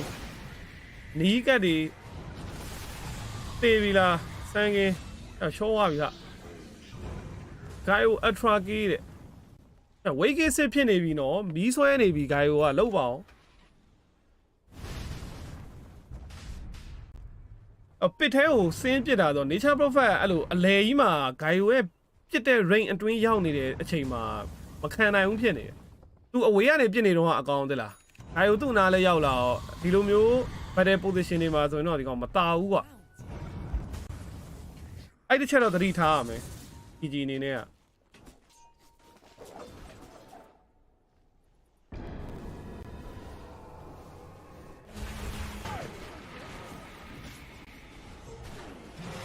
အောင်းလိုက်လားဆက်ဆိုင်လက်ရှော့ပစ်တာအလှလေးပဲ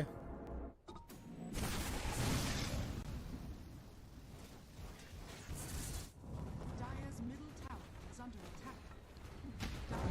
ဒုံးကြီးတွေတဲဝင်နေလို့ attrage လေးသားထည့်တာရပြီပေါ့ရတာပေါ့ attrage ပေါက်သွားအေးဒီမှာတန်းအန်းတော့မယ်ပွဲရဘလို့ဖြစ်သွားထက်ကလေးမားလိုက်တာကျန်အဲ့ဆွေမှာအေးကြံသေးရဲ့နော်အေးတန်းအန်းတာရတော့မရပါဘူးနိုးဒီတစ်လုံးတော့ကျွတ်သွားပြီဟိုမှာတောင်ရတိုင်းကျွတ်သွားပြီ T4 ပြီးတော့ range 3 mega ပေးလိုက်ရတယ်တချမ်းပေးလိုက်ရတယ်ဗောနော်ချစ်ချင်းဆိုသလိုပဲခမ်းဘက်ဖြစ်ထားတာဟိုမှာ double ခမ်းဘက်ပြနေပြီ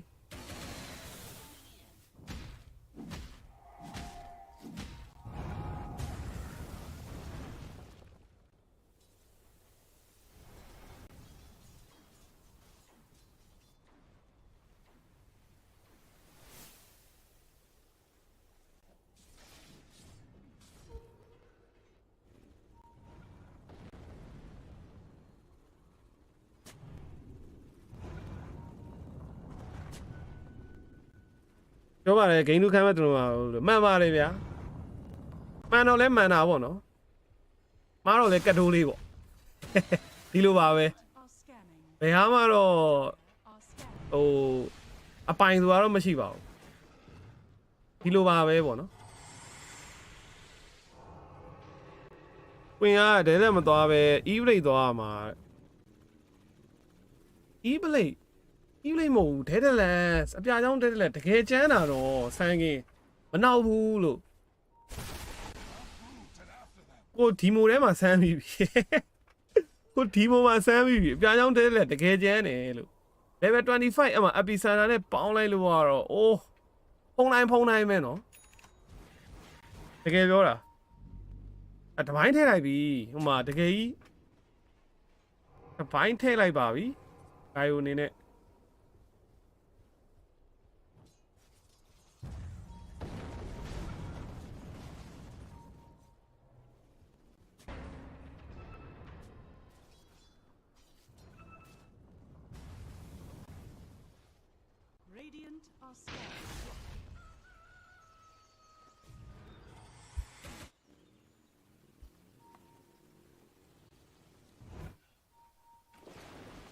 ဒီဘက် nature prophet ကရောဘာပြန်လုပ်လို့ရဒီတန်းနဲ့ပြန်ထည့်ဖို့လုပ်နေဒီကောင်ဘယ်အကွက်ကိုချလောက် plasma ချမလားဒါဟို spike ချလို့တော့မရဘူး spike ကဒီကောင်အဲ့ S ဟိုဗာလဲ test ကအဲ့ရှက်နဲ့ဘလော့နေရအဲ့တော့ nature prophet လည်း spike ကိုဖြုတ်လို့မရဘူးအဲ့တော့ तू ဖြုတ်လို့ရတာက plasma ပဲရှိမလား shadow blade ဖြုတ်မလား shadow blade ဖြုတ်လို့တော့ရတယ်escape ကနှစ်ကွက်ထဲကတစ်ခွက်တော့ဖြုတ်ကြတော့မယ်ဒီကောင်အဲ့ဖြုတ်ရင် shadow blade ဖြုတ်ဗတ်တယ်ကလည်းအဲ့လို jam တွေပါတယ် sentry တွေပါနေဆိုတော့ shadow blade ပဲဖြုတ်တာပိုကောင်းမယ်ထင်တယ် Ninja Prophet အနေနဲ့စေတန်းနဲ့ထည့်ခြင်းဆက်စားတကုံနဲ့ what မူရေးတာကိုတကုံနဲ့လောက်ပါ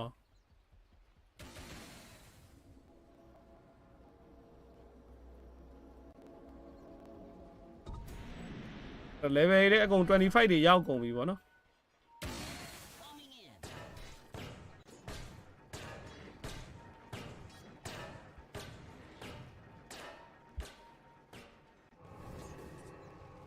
အဲ့တော့ game 3ကြည့်ရမလားဆိုတော့ Tundra ပေါ်မှာအများကြီးမူတည်နေပါပြီเนาะမဂါတလန်မဂါတဝက်ရထားတယ်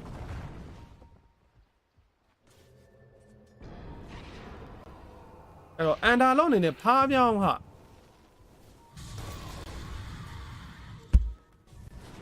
အေးအားပြောင်းရှိတယ်နော်အဲ့လိုတွေမရွာသင့်ဘူး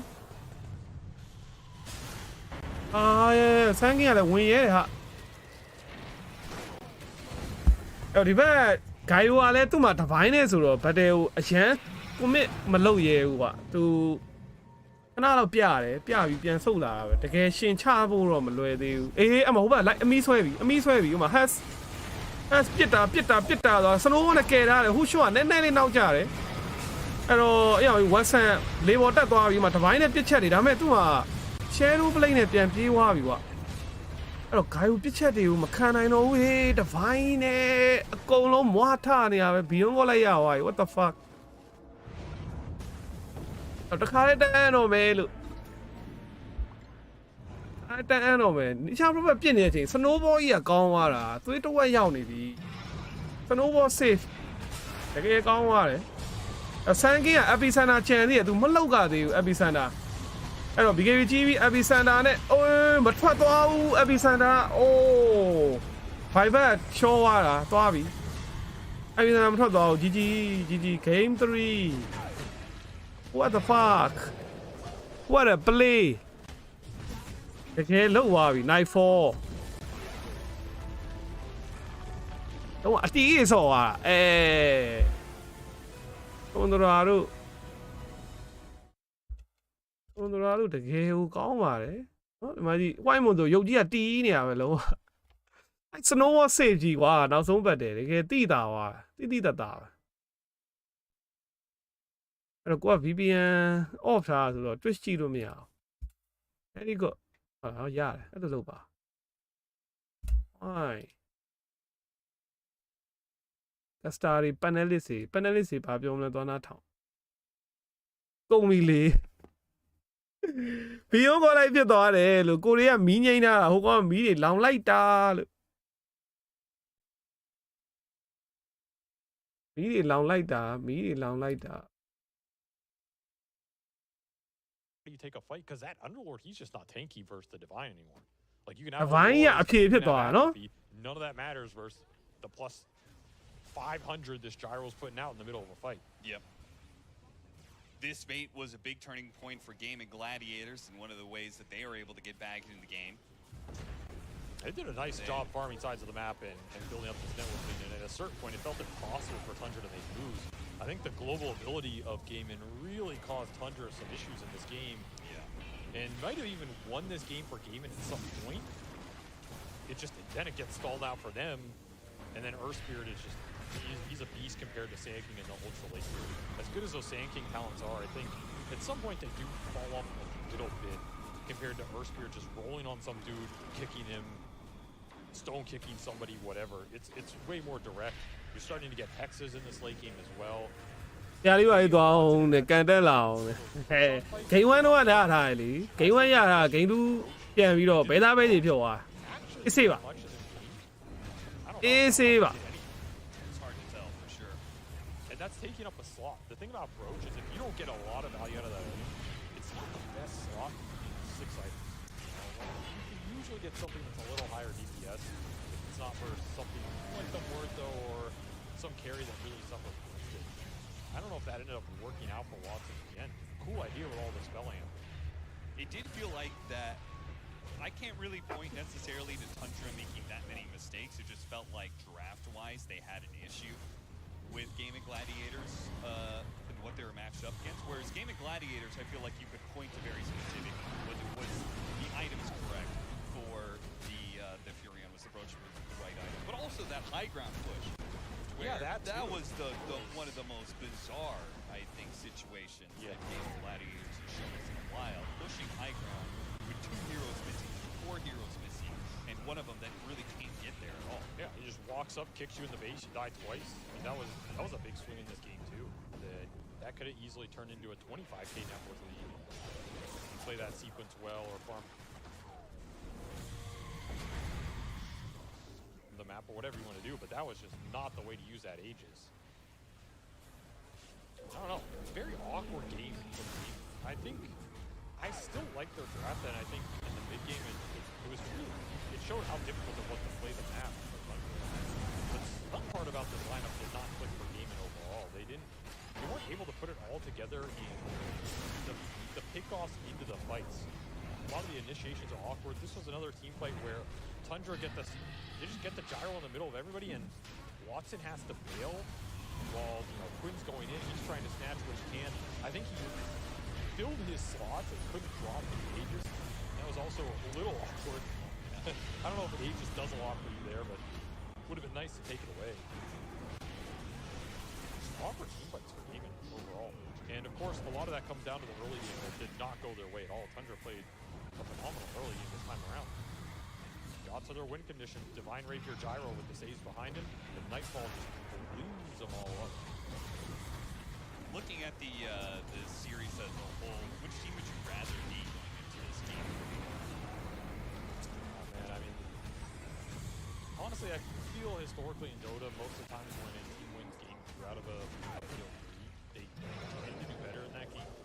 I think it's harder to win game 1, lose game 3, and come back in game 3, because it usually means the team that won game 2 figured a bit more out, and then they can continue to build on that. Yeah. Whereas you have less time as the team who lost game 2, and I think these two teams are pretty evenly matched right now. So I wouldn't be surprised to see Tundra win that game 3 just if they continue to build on what they're doing now, which is, I think they clearly figured out we need a faster early game. Yeah. Right? The difference between game 1 and 2 was faster early game heroes that can skirmish and whatever. Yep. And if they figure out that piece of what does that transition period look like going into the mid game, so they don't stall out like they did here, they will roll gaming. I think they are executing the team fights better right now. Yeah. So if Tundra figures that out, I favor them for game 3. There's a big question mark whether they'll do that or not. They could absolutely just get deathballed, as Gaiman's always capable of just deathballing you out in 20 minutes. But I think what really stood out to me this game was the team fight coordination, spellcasting ideas in the fights were just stronger from Tundra. Gaiman were too hit or miss to close this game out.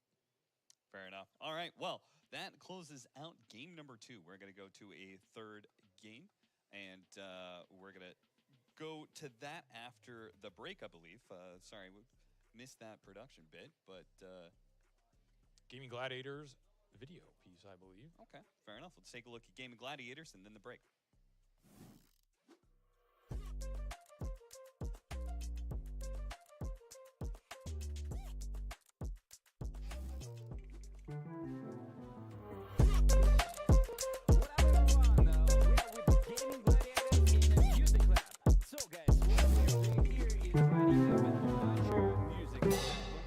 What up, everyone? We are with Gaming Gladiators in a music lab. So, guys, what we are doing here is writing a Bad Boom Dutcher music album, and I need a song from you guys. First of all, we need to pick the genre of the song. Yeah, which one does nobody like? We can do that one. Yeah. What genre everybody hates? Not German folks. You want a vibe or you want to Dude, that would be sick. We can do like a metal and like, you know. Please choose one genre. Yeah, only one. You want a vibe or you want to get animated? What's your mood today? I think just vibing is cool. I don't think we're gonna dance around here. Are you cool with just vibing? We can just vibe. Gonna do funk. We just get some beers up here, we chill a bit. Okay, Tesla, brother, we are making a funk song. Your genre is funk. I like funk. Good. So we will have to write the lyrics for the song. You may pick some crazy words. That will be your anthem. I'm Sunflower. Sunflower. That's fucking No-Tail's word, bro. You're copywriting. Okay, Tesla. Our first keyword is sunflower. Keyword sunflower. Good. Throw oatmeal in there. Oatmeal. That's the boss word, right? Tesla. Our next keyword is oatmeal. Keyword oatmeal. Nice. Okay, maybe someone else? Watson? Keyword milkshake. How about Sherlock Holmes? I'm gonna say warehouse. Milkshake. Milkshake. Shake, shake, milkshake. Okay. Keyword milkshake. Easy. Okay. All right, I'm gonna say warehouse. Warehouse. Yeah. That's a big one. The next keyword is warehouse. Keyword warehouse. Good, so we have only one left. Think. Capoeira. Capoeira. Is that this like stupid kick dancing? That will be hard for him. So, Tesla, our final keyword is capoeira. Keyword capoeira. Don't melt over there. So we have a little bit of time while he's generating the lyrics, then the music, then all together. We can discuss what your team is right now. You have changed the roster a bit. Dracho is gone. Watson is here. Congratulations, first of all, with joining such a great team. You had a great year before, but still made a roster change. Why is it so? It was just time for a change. We were together for a long time. We're probably one of the longer rosters, so it was just time. we're still in the process of shaving off rust, and like mixed with that is incorporating a new player. So I think we're still kind of not sure what things will look like, how they'll change. We're I think we'll figure a lot of that out at this tournament, hopefully. So, okay, the song is ready. Are you ready to hear it? Yeah. Let's go.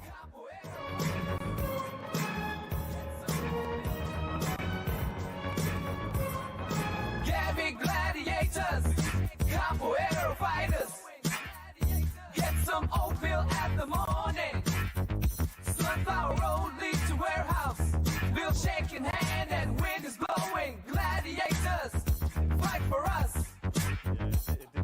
Gabby gladiators, capoeira fighters. Yeah, it did feel like the theme song to like an 80s show.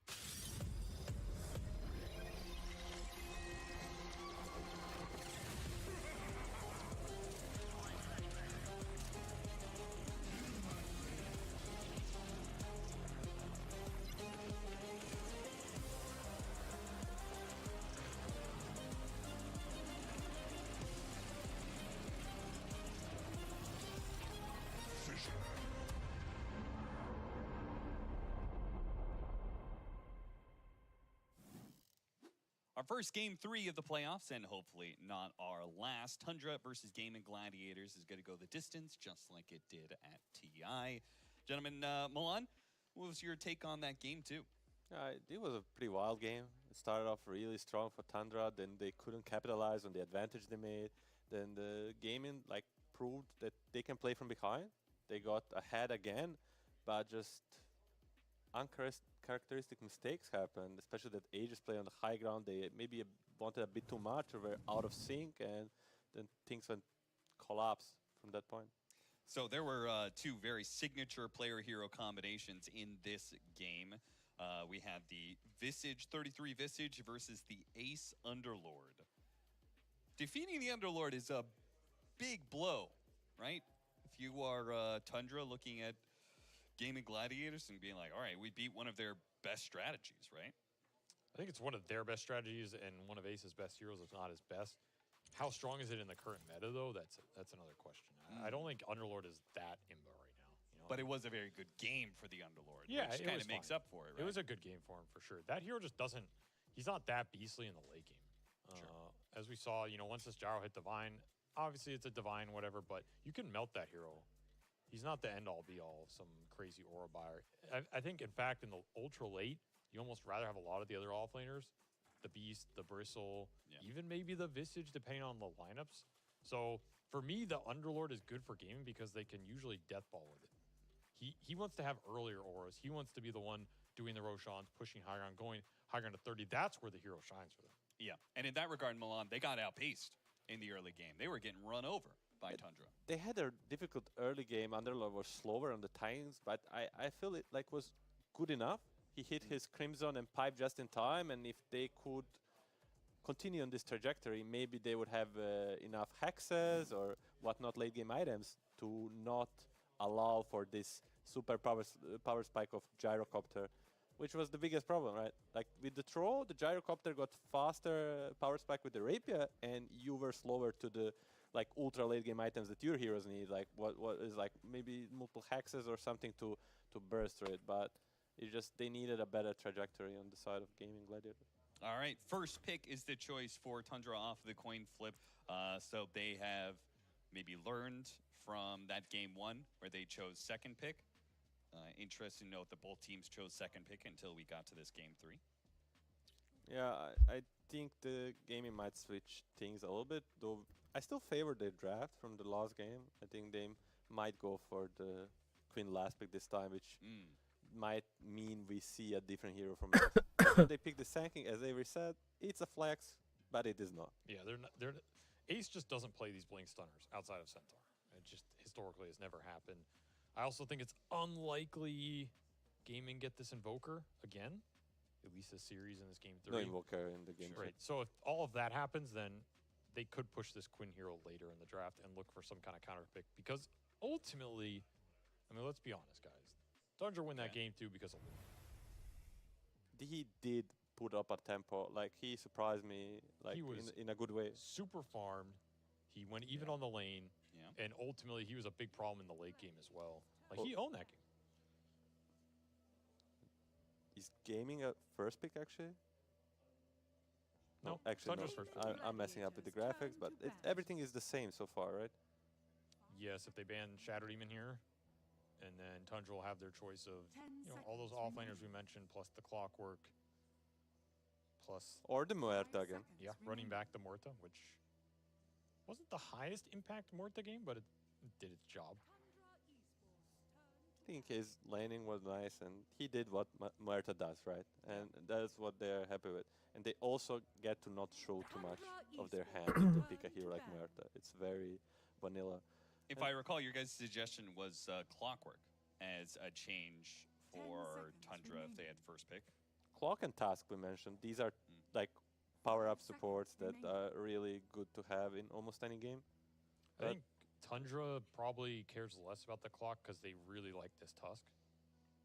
So they might prioritize Tusk over Clock just from a player standpoint. They have Soxa, they have Whitemon. Yeah. You know, those two are two of the best Tusks in the world. I was about to mention... This is first bid. Oh! Confident bid. He's the best Visage in the world. They just won with it. You know, how bold is he? He has now 12 out of 14 on Visage. 12 victories of 14. Visage! That's a high win rate. And let's see, do Gaming Gladiators instantly go into... ဒီကေကိုပါ This is series winner အဲ့ဒါပဲကျွန်တော်လည်း against it. Wait, what? 5 seconds remaining. No second.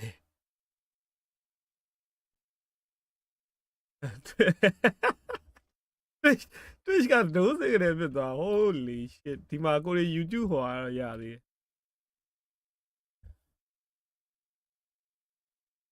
Twitch ကိုခဏရပ်ထားလိုက်ဘာဖြစ်လို့ no second နဲ့ကြည့်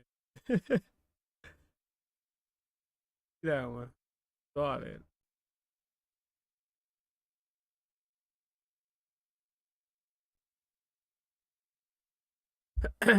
no signal. Hi, เนี่ยဘယ်လိုမျိုးမင်္ဂလာပါ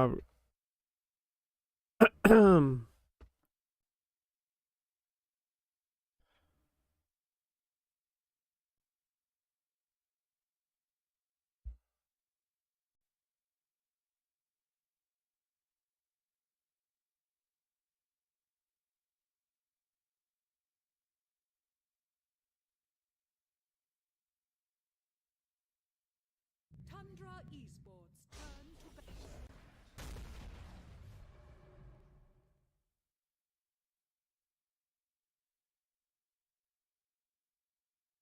I game ထပ်ပစ်တယ်ဟာမမသေးဘူးလားမသိဒီခေါက်တော့ဂိုင်ယိုဘန်တော့မယ်တင်တယ်လူနာဂိုင်ယို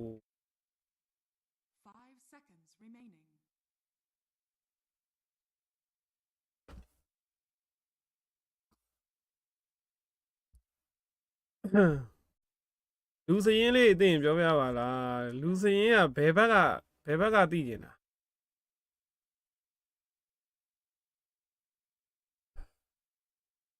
တွန်ဒရာဒီမှာဆက်စာကြီးအမှာဆက်စာရယ်33ရယ်လုံးတော့ဖြစ်ရယ် white moon ရယ် night 4ရယ်မာကွင်ကြီးကကွင်ရဲ့ ace ရယ်မှာ Gladiators turn to ban. ကွင်ရဲ့ ace ရယ် area western ဒါပြီး split ပဲလားဟုတ်တယ် bro ဒါပြီး split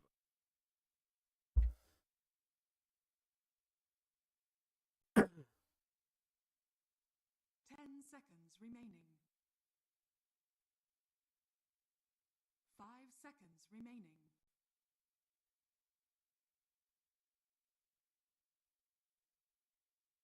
တိုဖူးရယ်တိုဟူ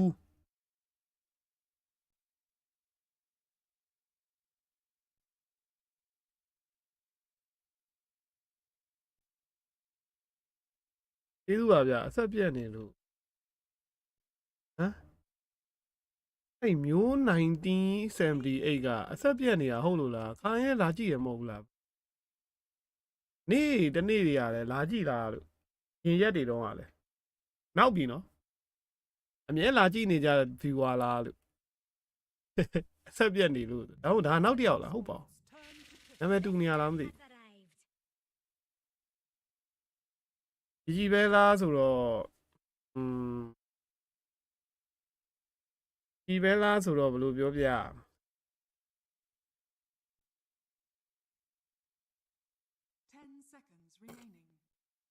မှန်ကကိုက2စီးဖြစ်မယ်ထင်တာခု game 3ရောက်သွားမှန်းထားလွဲသွားပြီ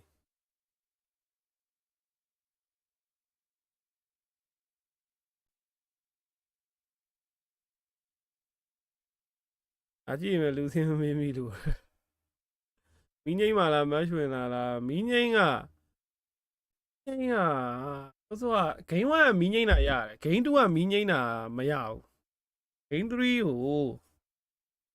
စဉ်းစားနေလုပ်ရင်ကောင်း Tundra Esports turn to cook. လုပ်ရင်ကောင်းမလဲ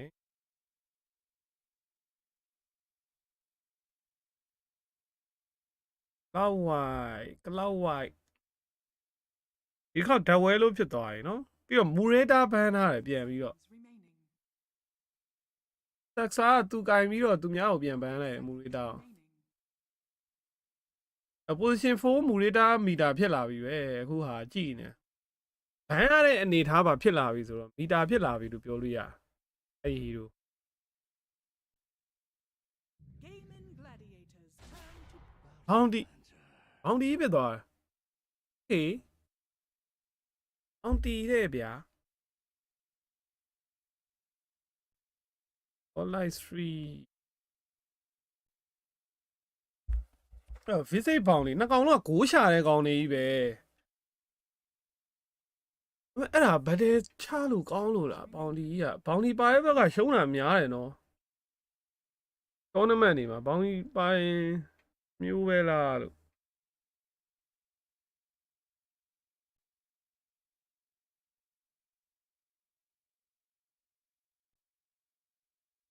Gaming Gladiators turn to โอ้ဒီစတော်ဘက်တက်ဖြတ်ခတ်တဲ့ကောင်ကြီးအဲ့တော့စမ်းကြီးမြစ်ကြီးကွာတေချာဝါကြီးပေါ့နော်စမ်းကြီးမြစ်ကြီးအဲ့တော့ကောင်တာထောက်လို့ရမယ်တင်ပါဆောတို့ပါတို့ 10 seconds remaining. ပါဆောမစ်တို့ပါတို့ရှိအောင်မယ် 5 seconds ဟွန်ဒရာ remaining. အဲ့တော့ဆိုင်ကင်ရောဘစ်စတာဘယ်ဆိုတော့ဒီနေရာမှာတင်ပါဆောကြီးသာပိတ်လိုက်ခဲ့မယ်ဆိုရင် Tundra Esports အချန်နဲ့โอเคအားလီပဲတက်အောင်ပါဟုတ်ကောအဲ့ဒီချိန်မှာထွန်ဒရာအတွက် best option တင်ပါဆော 10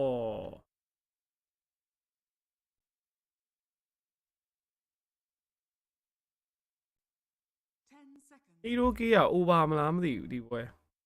အေး over ထည့်ရင်ကောင်းမှာ 5 seconds remaining.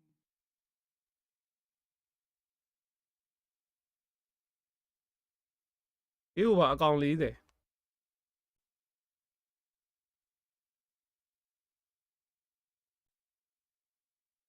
နေအောင်ကမထည့်ရဲသေးဘူးအကယ်လို့ DG ကအားဒီအပြက်ကြီးနိုင်သွားရင်ဟိုကောင်တွေကပတ်ဖန်းတော့မှာစိတ်နဲ့က Tundra Esports. အချိုင်လိုပဲပြန်ပစ်တယ်ကွာတင်းမမပစ်ဘူးနော်ထူးဆန်းတယ် very ထူးဆန်း very very ထူးဆန်း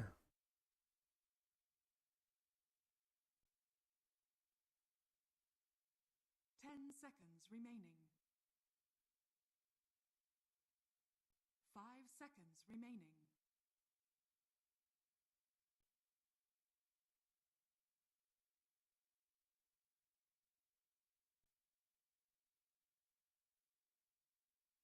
ဂိမ်း2ကကြီးသားနေတာဘယ်လိုဖြစ်လဲဂိမ်း2ကတကယ်ဆိုရင်ထွန်းသွားတာနေတာထွန်းသွားတာနေတာကနေပြီးတော့ DG ကပြန်တာ DG ပြန်တာပြီးတော့မှပြန်ပြီးထွန်းသွားတကြောပြန်တာအဲ့လိုဖြစ်ခမ်းဘက်ကိုခမ်းဘက်ပြန်ဆင့်တာဂိမ်း2ကြီးကအစကာတဲ့ 10 seconds remaining. အစကာဘာလို့ဟတ်စကာဘန်းတာဒီစပတ်ကယ်ရီ Remaining. လောက်ပြီးဟတ်စကာထွက်လာမှာဆိုလို့ထင်တယ်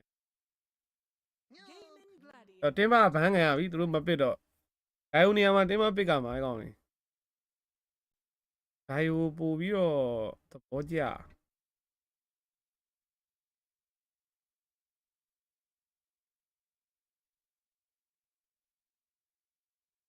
10 seconds remaining.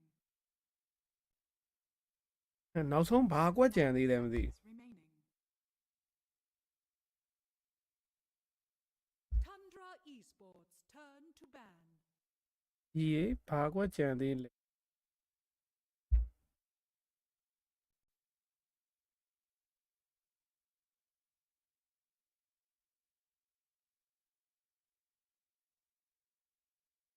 ဒူရေရှင်အန်ဒါဆော့ရင်ကောင်းမယ် Remaining. 5 seconds remaining.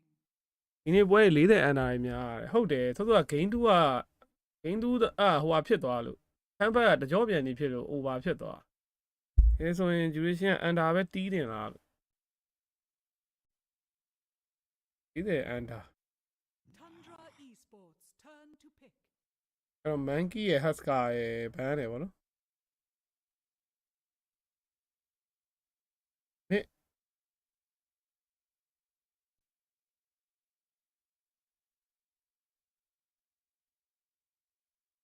ဘာရှိလဲပန်ကိုပဲထွက်လာမယ်ထင်တယ်ပန်ကိုလီယာကြီးပူထဲမှာရှိနေ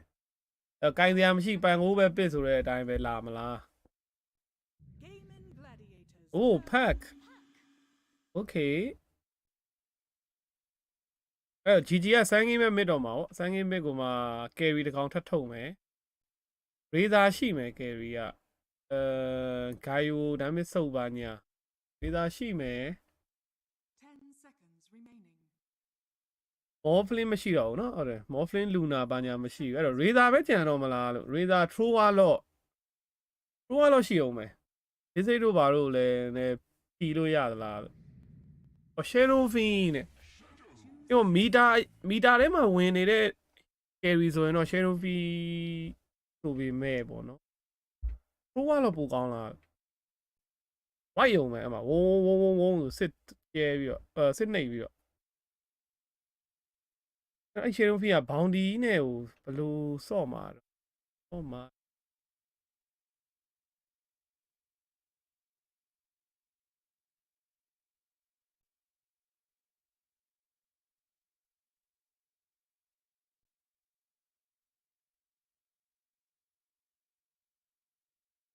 လူရှင်အန်တာကွာချကြာလို့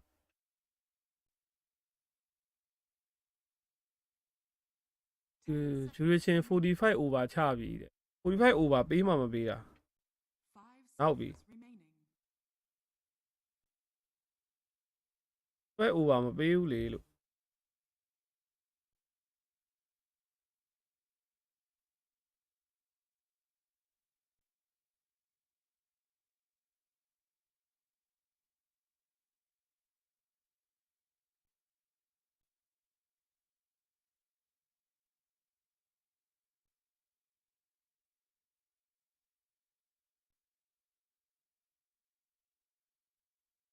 ဘာထည့်ရမလဲတကယ်မသိတော့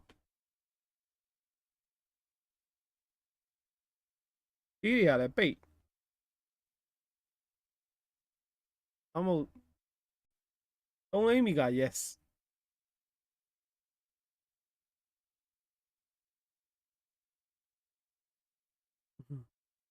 3မီက yes တခါမှမထည့်ဘူးထည့်ချင်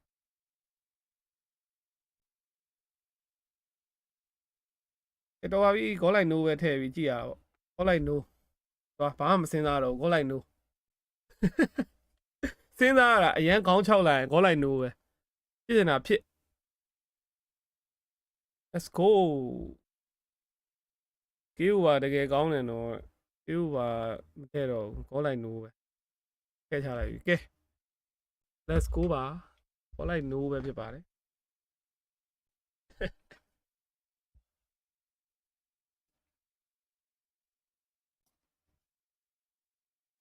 ပြောရတာပြောရနော်ဒီပန်နယ်မှာဒီကက်စတာနှစ်ယောက်ကောပန်နယ်ရောကိုရီအပါအဝင်ရောဂိမ်းတူကကြီးနိုင်မယ်ဆိုပြီးတော့မှန်းထားကြတာနော်အကုန်မားတာပဲအခုတော့ချွန်လာကြီးဖြတ်နိုင်သွားအကုန်မားဒီကောင်တွေ3ကောင်လည်းမားကိုလည်းမား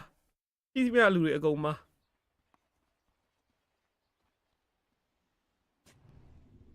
မယုံဘူးလေကေးပါပါဆိုကေး over ကေးက over ကျမ over မှာအဲ့ကောင်တွေကြောက်လွန်းလို့ပါအဲ့ gaming gladiator အကောင်တွေကိုတကယ်ကြောက်လွန်းလို့အဲ့လိုမိနစ်20လဲ20ဟိုဟာ high ground တက်ရိုက်တဲ့ကောင်တွေဟို shadow fin နဲ့ဆိုရင်ပိုဆိုးမှာ shadow fin ချန်နဲ့ဆိုရင်လင့်လစ်လို့ပြေးရိုက်တာ high ground တောင်းကြောက်ရတယ်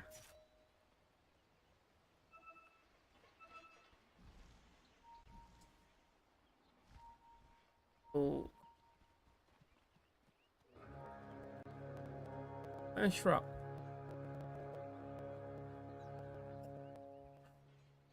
The battle begins.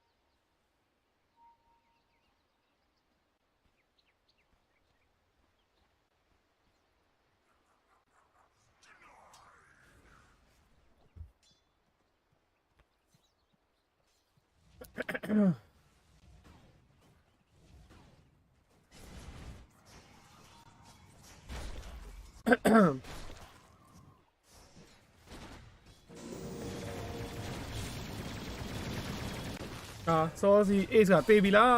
majestic ခံကောင်းသွားတယ် i4 ကအခုချိန်မှာနော် confidence level so high နေ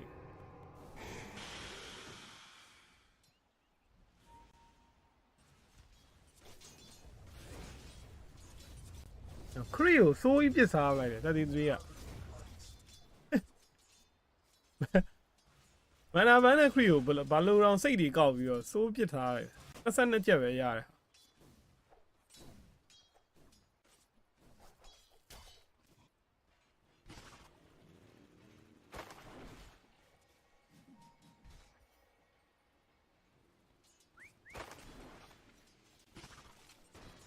ဓာတ်ဝေးလို့အပြာကြောင်းကဘယ်လိုလဲဓာတ်ဝေးလို့အပြာကြောင်းက level 2 3ပြီးပြင်ဟို ပြန်မပေါ်ဘူးဇက်တိုက်ပြစ်လို့ရ level 2သုံးပြီးတော့ physical attack တောက်လျှောက်ပြစ်လို့ရတာကွာအဲ့အချိန်အတွင်းမှာကြာရောင်းနဲ့ M1 နဲ့တွဲဆက်အဲ့ဒါကျန်းတယ်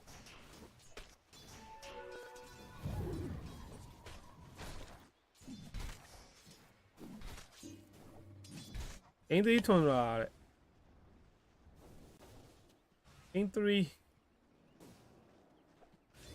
လောတယ်တော့ hero case easy နော်3မိနစ်အဲ့ဘောင်ဒီကတကယ် GG ဘက်က9កောင်စုသွားရင်အဲ့ဘောင်ဒီဘလို့ impact ထုတ်မလဲကိုစောင်းသိကြတကွဲပြားဖြစ်ရင်တော့ဘောင်ဒီစောင်းတန်ကွဲပြားဖြစ်တဲ့ချိန်လိုက်ပြီးဖင်လိုက်နိုင်ပတ်နဲ့ဘောင်ဒီနဲ့ပေါင်းပြီးလိုက်နိုင်အဲ့လိုမျိုးဆိုရင်တော့စောင်းတန်နဲ့ပစ်ပါတက်တာဒီဘက်ချန်ဘစ်ဆယ်ဘက်ရကင်နိုဖီရဲ့ကအချိန်တိုင်းပေါင်းပြီးတာဝါချိုးမှာအဲ့ဟာကိုသူတို့ဘလို့လုပ်မလဲချက်ချရမယ်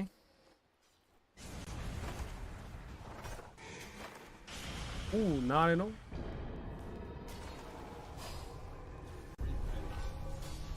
တော့ဝါပြီဆက်စာ Oh my god 33ပါထပ်ပြီးတော့မှကျော်အော်ဒါ rain drop ကာသွားတယ်ကိစ္စသိမရှိအိုးပြစ်တာနည်းနည်းလေးချော်သွားအော် live မရမကောက် live ပြစ်တာနော်ဝိုင်းမောကအော်ကောနဲ့မရမကလိုက်လို့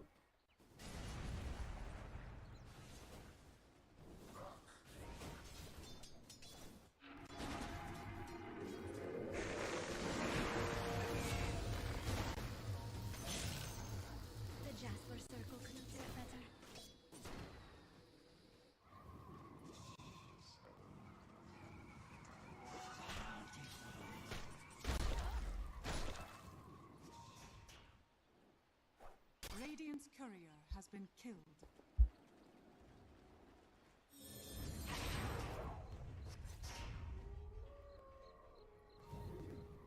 လုံးတော့ဖြစ် style ကတော့အုတ်ထုတ်လေးနဲ့ဖြစ်ပါတယ်နော်အောင်စီရဲ့ style ကမြင့်မှန်နေဆိုရင်ဟိုကောင်လုံးတော့ဖြစ် style ကအုတ်ထုတ်နဲ့အဲ့အုတ်ထုတ်လေးအမြဲတမ်းစောင်းလာဟိုကမီးထိုးလို့ထင်တယ်မျက်လုံးကိုမီးထိုးလိုက်တင်ထိုး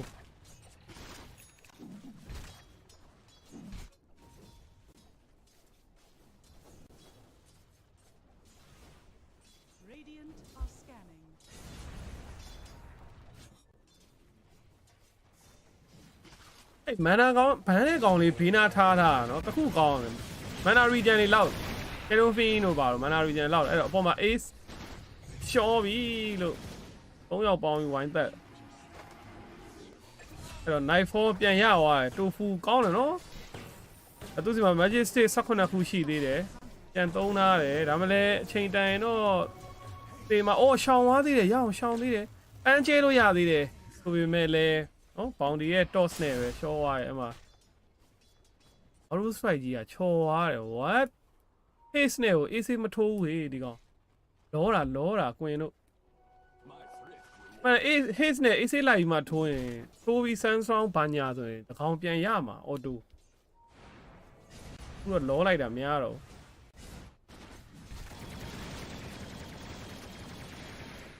ဖက်သေးပြန်ပြီလား ace ဘောင်းဒီပါရှိတယ်ရော toss ဟာအဲ့တော့ white moon တော့ပြန်အပါခေါ်ဝါနိုင်တယ်အဆူးတွေစွတ်ဖွာပြီးတော့အဲ့တော့ back to back ကြီးဓားရွာပြီပေါ်တယ်မရှိဘူးအဲ့ကောင်ဟွတ်သွားပြီကွာ ace ကသူကစတက်တွေလောက်ထားမှရတော့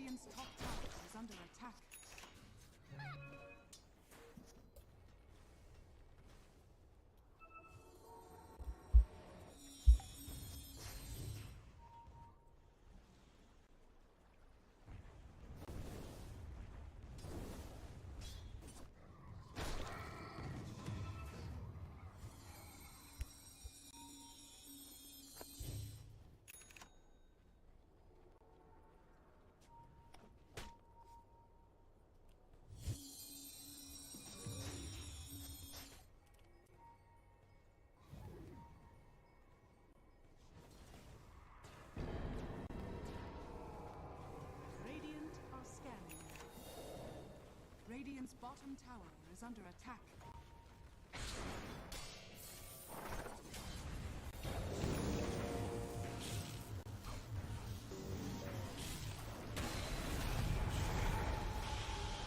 Radiant's courier has been killed. အဲ့ချန်တေတော့မယ်ဟိုသူဝတ်ထောင်လိုက်ပြီဆိုတော့ဆန်ကင်းရောက်နေပြီနော်33ရှောတော့မှမသိဘူးဆန်ကင်းကဟိုးပေါ်နေပတ်တော့အေးပတ်သွားပြီအဲ့တော့ဆိုးပါခွဲတယ်အဲ့တော့ပေါ်တယ်ထောက်မလားပေါ်တယ်ထောက်လည်းမမီတော့တော့ပါဘူး auto strike ရှောတယ်အဲ့တော့အပေါ်မှာတကောင်လည်းဖြစ်နေ ace ကိုပဲသွားမေးမယ်ပေါ့နော် ace ကလည်းငလဲပြေးပြီသူ့လူတွေအောက်မှာအရန်ပြထားတော့သူပြေးမှရဟာဘောင်ဒီကကောင်းလာပြီလားအဲ့မှာဝတ်ထောင်မှာဘယ်လိုသိရဒီအိမ်မှာ check တာတင်နေဘာကစောစောမှထောင်တာ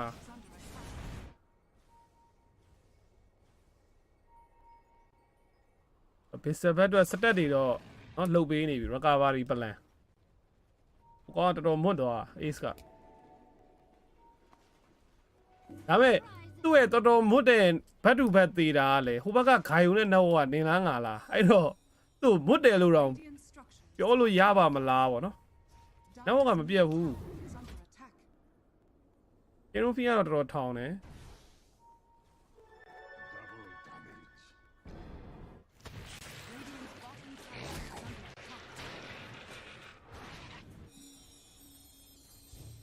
Dire's middle tower is under attack. But damage. Radiant's bottom tower is under attack. Radiant's bottom tower is falling.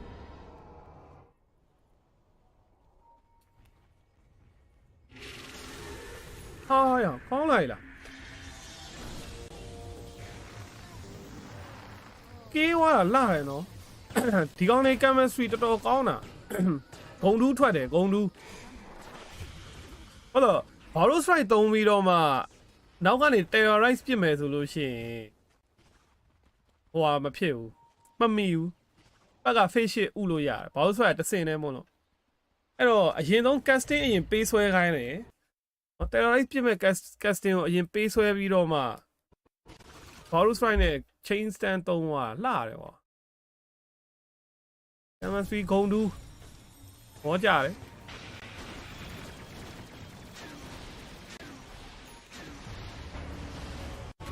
အဲ့တော့စတက်အုပ်တွေလာပြီးတော့သိမ်းဖို့ကြိုးစားတယ်ဗောနော်အဲ့တော့စိုးခွဲလို့ရသေးတယ် Shadow Fiend စိုးကမထွက်ဘူးငှက်တွေဖင်ထိုင်ချတာနဲ့အဲ့တော့အေး power ကော့ပါထက်တွန်းတယ် Shadow Fiend ကအခုတည်းစိုးမထွက်သေးဘူးဒါပေမဲ့လည်းတိုဖူးရဲ့ဟိုပန်းကျဲတဲ့ပန်းခင်းထဲမှာအကုန်ညှိနေတာအဲ့တော့နောက်ဆုံးစိုးခွဲလိုက်ပြီဒီမှာဘောင်ဒီအော်ရ ace က devil key တော့ stat တွေလာလုံးဖို့စူးစမ်းအောင်ကွိုင်းတကွိုင်းပေါက်လိုက်တာနေကောင်းသွားပြီအမှပတ်ပါတော့တော့မှာလားကွိုင်းတကွိုင်းပေါက်လိုက်တာနှစ်ကောင်လုံးနာကျင်းနေရပဲပြီးတော့ဒီနေရာမှာအဲ့ဒီပန်းကျဲတဲ့ထဲမှာအကုန်ညှိနေတာ damage တွေကစောင်းထွက်တယ်အားလီပိုင်းဆိုတော့အဲ့ပန်းပွင့်တပွင့်စားလိုက်ရရင်သိရတဲ့အတိုင်း damage ကနာတယ်အဲ့တော့သူတို့လိုချင်တဲ့ stat အုပ်လည်းမရဘူး hero တွေလည်းပေးဆက်လိုက်ရတယ် carry ပါပေးဆက်လိုက်ရတာပေါ့အဲ့တော်ကြီးဖေးသွားပြီ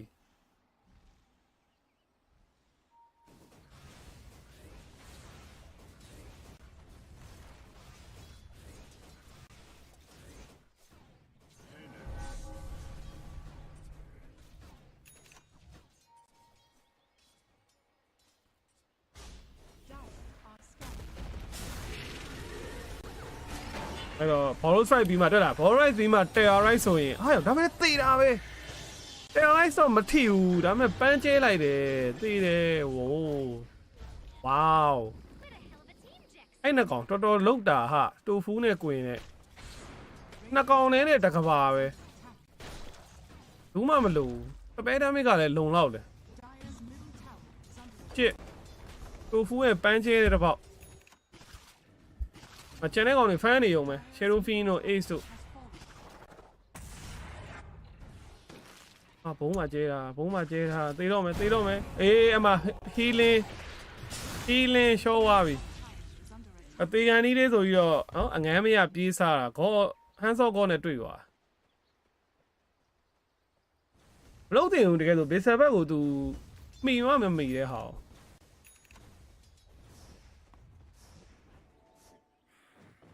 တိုဖူကုတ်နေပြီဟုတ်ပါတူတက်ဝီလို့နဲ့အဲ့ဒါကြောင့်ဂိမ်းတူတော့ဘန်းတာတဲ့ဟုတ်တယ်တိုဖူတက်ဝဲလို့အပဲတွေထုတ်တာအဲ့လိုလှတယ် sequence တွေထုတ်တာဒါမှမပေးရတယ်လှတယ်ဟုတ်ဆိုဒီကောင် level 9နော် position 4က level 9များတယ်ပြောလို့ရတယ်ပြုံဟိုသူများဘက်က carry တို့ offlane တို့ level 9ပဲရှိသေးတဲ့အချိန်တိုဖူကမှ level 9ဖြစ်နေပြီတော်တော်များရတယ်ပါတယ်အဲ့တော့များလို့လားမသိဘူးသေပြီလားအမ Shadow Fiend တော့လာပြီဒါပေမဲ့လည်းခု short power ကောနဲ့ခဏတော့လှုပ်ထားသေးတယ်ဓာတ်ဝဲလို့ short သွားပြီကွာချီကျူးတာနည်းနည်းများသွားတယ်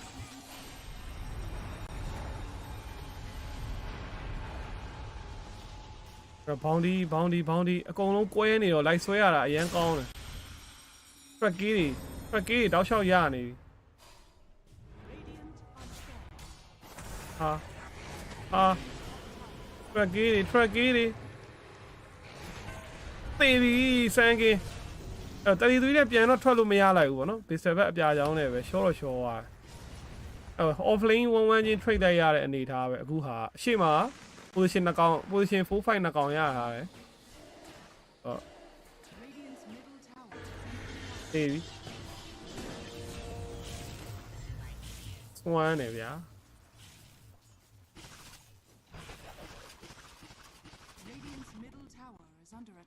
အဲ့တော့ကေးရတကယ် over မဲ့အလားလာကြီးကွာ15မိနစ်မှာ hero ကေးကိုလည်း show ပါအောင်20နဲ့3ကောင်တုံးချက်တွေကအခုကဂေါ်လိုက်နိုးထည့်တာဆိုတော့ဘသူတွေမီးဆွဲနေပြီမီးဆွဲနေပြီလဲဝိတ်ကြည့်တာကြည့်နေအဲ့ဟာတွေတော့မကြည့်ပြည့်တိုဖူကိုကင်း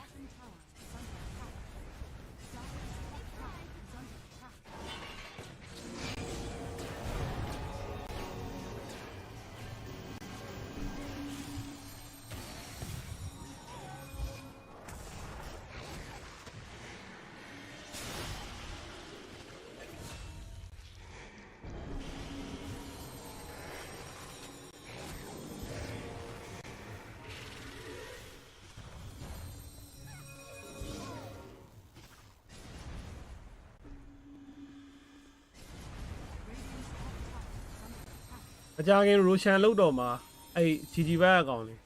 ကျေဦးဖီမန်နာဆိုင်တော့ရရင်ရိုရှန်သွားလုံမယ်တဲ့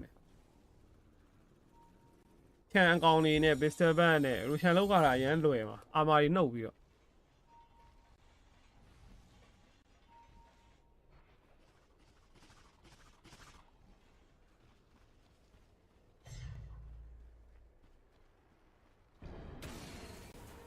Ace ဘောရမှာပဲဘောင်းဒီရောက်လာပြီ Dire's middle tower is under attack. Maybe.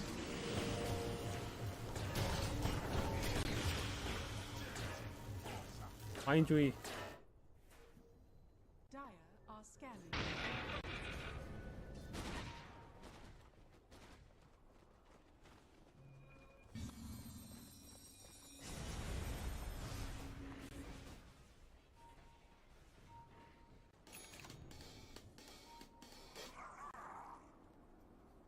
တကယ် save lane ရတာဝါကိုသူတို့မယူပါသေးဘူး save lane တာဝါယူဖို့လိုနေသေးရ Shadow Fiend မက်ကမကျဲဘူးဖြစ်နေသူတို့အတွက် GG ဘက်ကကြည့်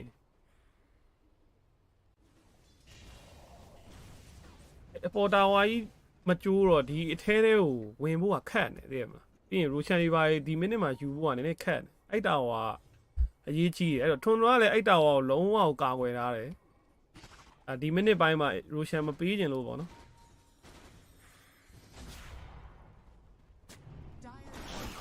ဟူရှော့အချော်တယ်ဟာဟူရှော့ကြီးက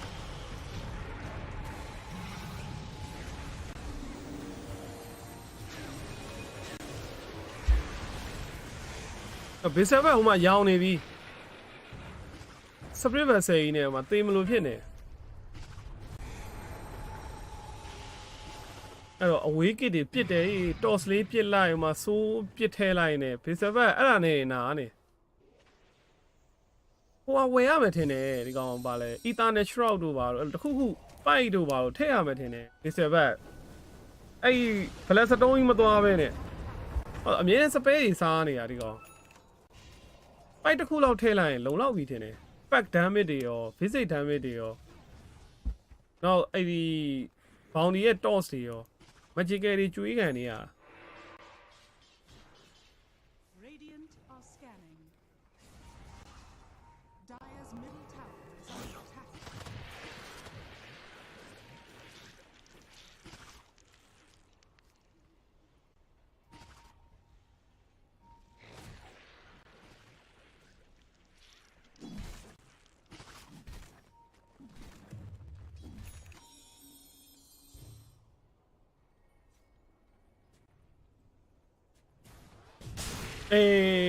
ဒီတစ်ခေါက်တော့ထိသွားပြီ Borrow Strike ကနည်းနည်း level ကညားသွားပြီဗောနော် Borrow Strike level 2ဆင့်2ဆင့်ဟွာ2ဆင့်နဲ့ရတာပဲ Okay အဲ့တော့အပေါ်မှာ first hour လည်းရထားတယ်နော်ဒီလောက်ဆိုရင်ဒီကောင်လေး Roshan ယူလို့ရသွားပြီ33ပြေးထားသေးတယ်ဒီဘက်မှာအိုးစတန်မမီသွားဘူးဗျာ Hurricane နဲ့အနောက်ကိုဆွဲလိုက်တယ်ဒါမရအောင်အဲ့ Roshan ယူပြီ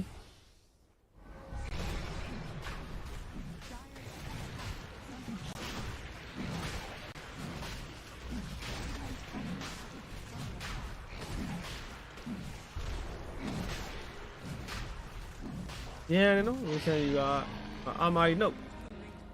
I can't say it. I can't say I'm some answer can love it.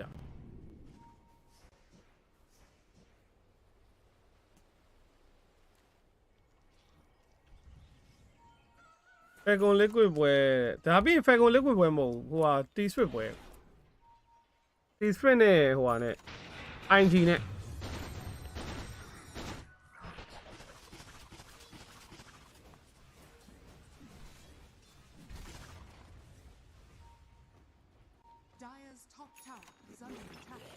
Thank you, Bloodstone.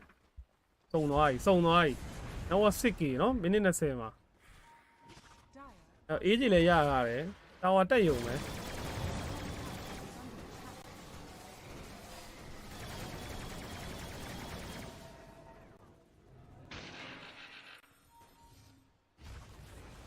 Structures are fortified. Dire's top tower is under attack.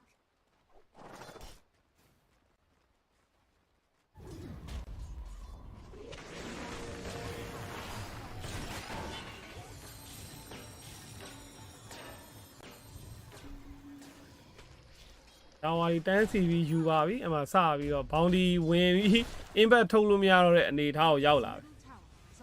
Huh? Can you feel a level Panga Taylor Lena Tower Amanota you are? I'm a Sarah, eh?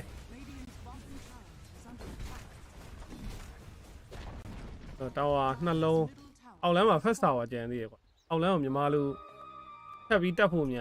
AJ က3မိနစ်တောင်ကျန်သေးတော့လှုပ်ရှင်တာလှုပ်ပဲဒီချိန်ကတော့အဲ့တော့ဒီဘက်မှာကိုပြောက်ထားတယ်ဆက်စားဟိုဟာနဲ့ရှတ်နဲ့အဲ့ဒါဆိုအကုန်လုံးကိုလိုက်ပြောက်ပြီးလို့ရတယ်ဟိုမှာအလုံးဝအကိုကြီးပြောက် surprise တိုက်လို့ရတယ်ဟိုမသိရင်မုန်းလိုက် share လို့လို့ပါလို့သိရမလားကိုလေးပြောက်ပြီးတော့အဲ့ကွက်တော့နင်းလို့ရဒါပေမဲ့ဒီဘက်က test ဒီဟိုမှာ sentry နဲ့ surprise တိုက်လို့ရကြမှာရမယ်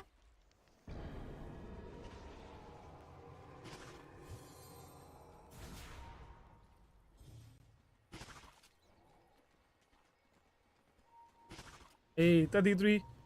မြင်သွားပြီဘာလို့ strike စိုးခွဲတယ်မှာ33 show သွားပြီကွာ level damage ကြီးနဲ့ပြီးတော့ Watson အဲ့အပေါ်လမ်းကိုတိုက်ရိုက်တော့မယ်ဒီပုံစံတိုင်းမ crit တွေလည်းနောက်မှပြန်ခေါ်နေပြီ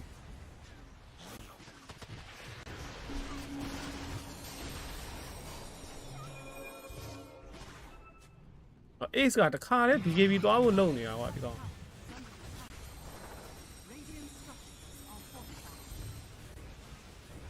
ဘာလုပ်မလဲ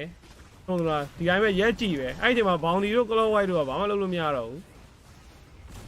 ဂိုင်ယိုကြီးလာပြစ်မှရမှာဂိုင်ယိုကလည်းအောက်မှာဖန်လုံးကဒီကောင်ဘာဖန် BKB ဖန်နေရလားမသိဘူးမခါတလန်တာယာလေးပဲယူပြသွားပြီ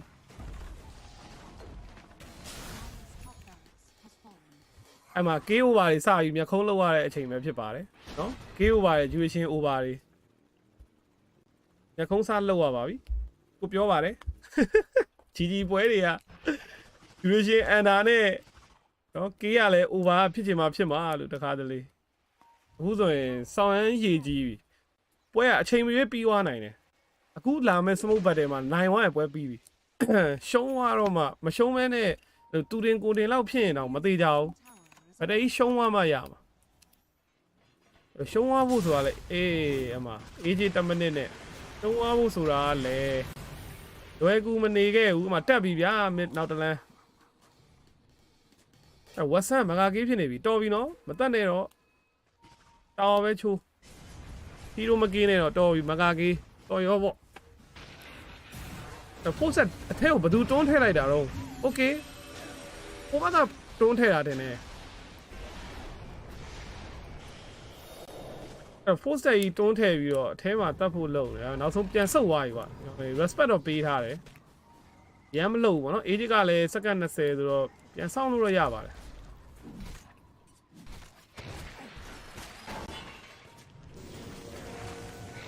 Ace က BKB နဲ့မကြောက်ဘူးအခုဆို BKB အေးဒီမှာ33မိသွားပြီ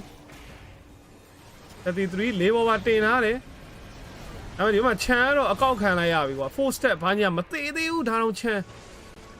ဒီဘက်အနောက်မှာကဘာကြီးပြတ်နေပြီမှာ Ace line နိုင်လို့အဲ့တော့ bounty ကိုပျောက်ပေးလိုက်တယ် Ace မှာ dash မပါဘူး bounty လိုက်ရှုံနေတဲ့ကိုလိုက်ပျောက်ပေးနေ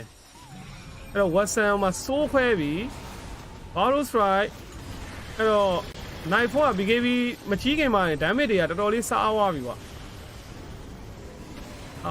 အဲ့တော့ base ဘက်ဟိုဘက်တွန်းဟန်ဒီဘက်တွန်းဟန်နဲ့ရှော့သွားတယ်နောက်ဆုံး wow အဲ့တော့ battle ကချစ်ချင်းဆိုလိုပဲထုံးလာပြန်နိုင်သွားတာပဲဖြစ်ပါတယ်နော် epicenter ရှိသေးတယ်ဝင်လာပြီ Borrow strike 3 man Sandstorm အကုန်ရှော့ပြီလားမရှော့ဘူးကွာတော့ဖိမှာရှော့သွားတယ်အဲ့တော့ okay ဘာလို့ဆိုရလှလိုက်တာကွာဟိုနဲ့ကာကွာ solar crest နဲ့ကာသွားတယ်ဟိုဟာတိုင်းဟိုအဲ့3ကောင်တေသွားရင်တော့မစိုးဘူးဒီကောင်နေအခုတော့9ကောင်လုံးကြာသွားတယ်အေးအဲ့ဒါဆိုရင်တော့ over ဖို့ဖြစ်သွားပြီကွာဘွဲရတော်တော်လေးမိုက်တယ်အဲ့ဆိုင်သွားတာကြီးကောင်းတယ်ကွာထုံးရှေ့တူနောက်ဆုတ်ပြီးတော့အဲ့ဒီဂိုင်ကိုမပြတ်သွားတာရှေ့တစ်ခေါက်မှာလည်းမပြတ်သွားဘူးသူကိုခွဲပြီးပြည့်တဲ့အချိန်မပြတ်သွားဘူးပေါ့နော်အဲ့မှာနည်းနည်းတိုင်ပတ်သွားတယ်ပေါ့ဟီရိုကီ35ကောင်ပဲဖြစ်ပါတယ် SK ရကျွတ်စီဒါပေမဲ့မပြတ်သွားဘူးဒါပေမဲ့နည်းနည်းလိုသွားတယ်တော့ဂိုင်ကိုဒဲတက်လက်ဆရလာပြီ win probability 28%နောက်ဝကမပြတ်ဘူးအဲ့ဒါက win probability 28% ပဲရတယ်အဲ့တော့ ace နောက်ဆုံး BKB ကြီးပြေးလိုက်ရပြီကွာဟို short ကြံနေသေးတယ် short ကြံနေသေးတယ်မဆွဲလိုက်တာကွာ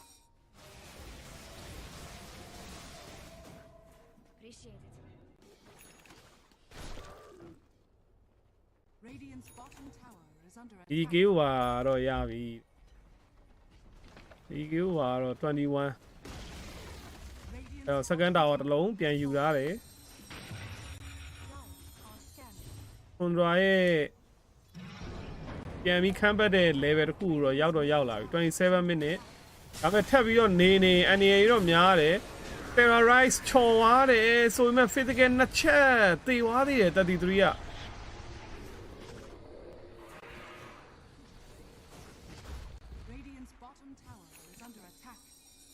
အဲ့တော့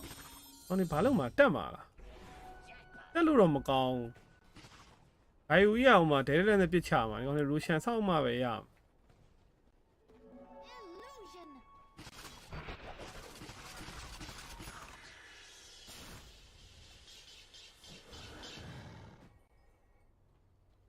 အေးဂျန်အိုးဆက်ဆာရေးအဲ့ကာရီယာဂျန်ကြီးအိုးအဲ့ကာရီယာကိုတွေးလိုက်ပြီးတော့ခုတ်လိုက်တာနဲ့နော်တော်တော်ခမ်းပဲဖြစ်သွားမှာအဲ့ဂျန်ကြဝိုင်းမက်ရှောင်လို့မရတော့ဘူးခုတော့တိုဖူးလက်ထဲမှာဂျန်ကြီးရောက်သွားပြီဗျာဆက်ဆာတို့ကံမကောင်းဘူး तू ကြည့်မနေဘူးထင်တယ်သူ့ဟီရိုခြားဘယ်နေရာကိုကြည့်နေတယ်မသိဘူး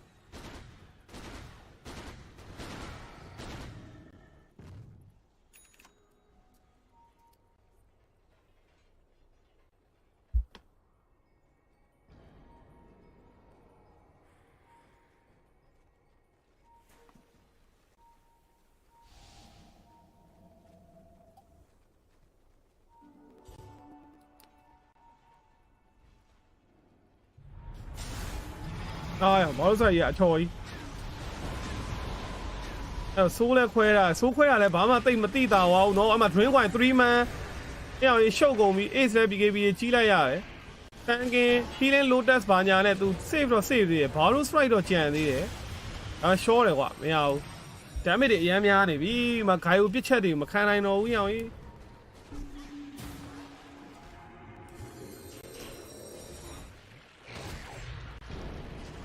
ကာယုပစ်ချက်တွေအဲ့တော့ဒီဘက်က GGA စပယ်တွေကအဲ့လိုစပြီးတော့ပေးတဲ့အချိန်မှာတွေကလွဲနေပြီဘောလုံးစလိုက်ချော်တယ်အဲ့တော့မှဆက်ပြီးတော့စိုးတွေပါခွဲပြီးလှုပ်လိုက်တဲ့အချိန်မှာကွန်ထရာဘက်ဝင်လာလို့အရန်ဖြောင်ပြူးသွားသူတို့ကြောက်ရမဲ့စပယ်ဘာမှသိမရှိတော့ဘူးဆိုပြီးတော့ဒီကစိုးခွဲရလဲအပါဝင်ပဲပေါ့နော် disable တွေထဲမှာဗတ်တယ် disable တွေထဲမှာအဲ့တော့အဲ့ဒါမရှိတော့ဝင်လာအောင်ကျွန်တော်အချိန်အကုန်ရှော့ drink wine 3 man ပြင် power ကော့ကြီးရတယ်တော်တော်ကောင်း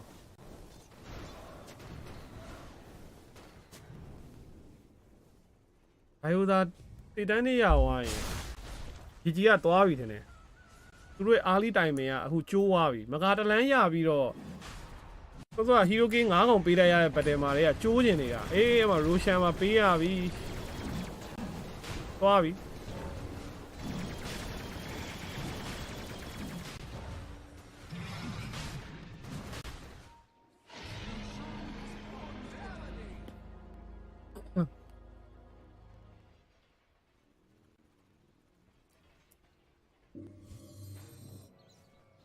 ကွိုင်းပဲဂါယိုကခေါ်လိုက်ယူသွားနိုင်တယ်ဂါယိုကဒီပုံစံတိုင်းဆိုတောင်းတောင်းသွားအိုက်တန်ရောအေးချစ်ရောပတ်ကလေးခေါ်လိုက်ယူနိုင်တယ်သူပြန်ခမ်းပတ်ကိုပါရှော့ရှိသွားပြီ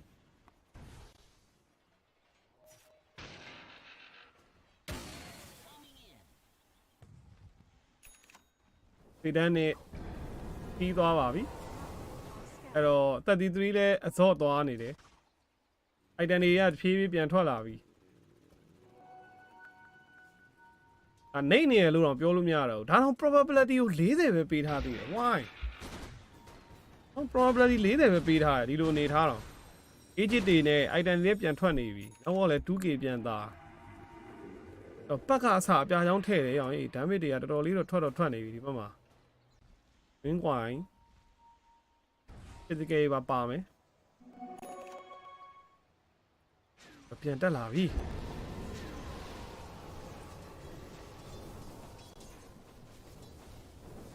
အေးရတာဂျူရှင်ချလာတော့မိမျက်ရည်တွေနဲ့ကမ်မ chance ပေးလိုက်တာဟုတ်လို့ကမ်မ chance ပေးလိုက်တော့လေဒါမျိုးတွေကဖြစ်ကုန်ပြီ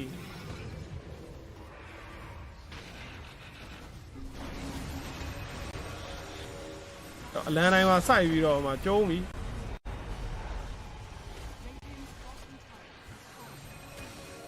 မင်းတို့ပြီးငါတို့အလဲဆိုပြီးတော့ဟာရအေးအောင်ပလိန်ပြစ်တာလားပြေးပြီလားစိတ်တန်းနဲ့သွားပြီကွင်လောက်တာမားပြီလားရှော့သွားပြီတွင်အေးချင်းတဲ့ကောင်ကြီးကိုအဲ့လိုအပြင်ထွက်ပြီးတော့ light night တာကြီးကမလုံးသိဘူးနော်အခုတော့ဆန်းကင်းရှော့သွားပြီပြန်တက်လာမှာအေးချင်းနဲ့စိတ်တန်းနဲ့ကောင်ကြီးနောက်ကိုအဲ့လိုလိုက်သွားတယ်သွားပြီမကတလန်း2လန်းအနည်းဆုံးပဲအဲ့ဒါ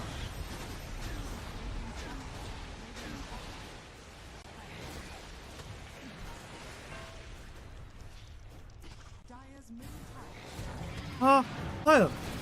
ပိုးဆက်တွန်းပြီးတော့ငတ်တွေထောင်းချပလိုက်တယ် what the fuck what a setup အောင်းလိုက်တာ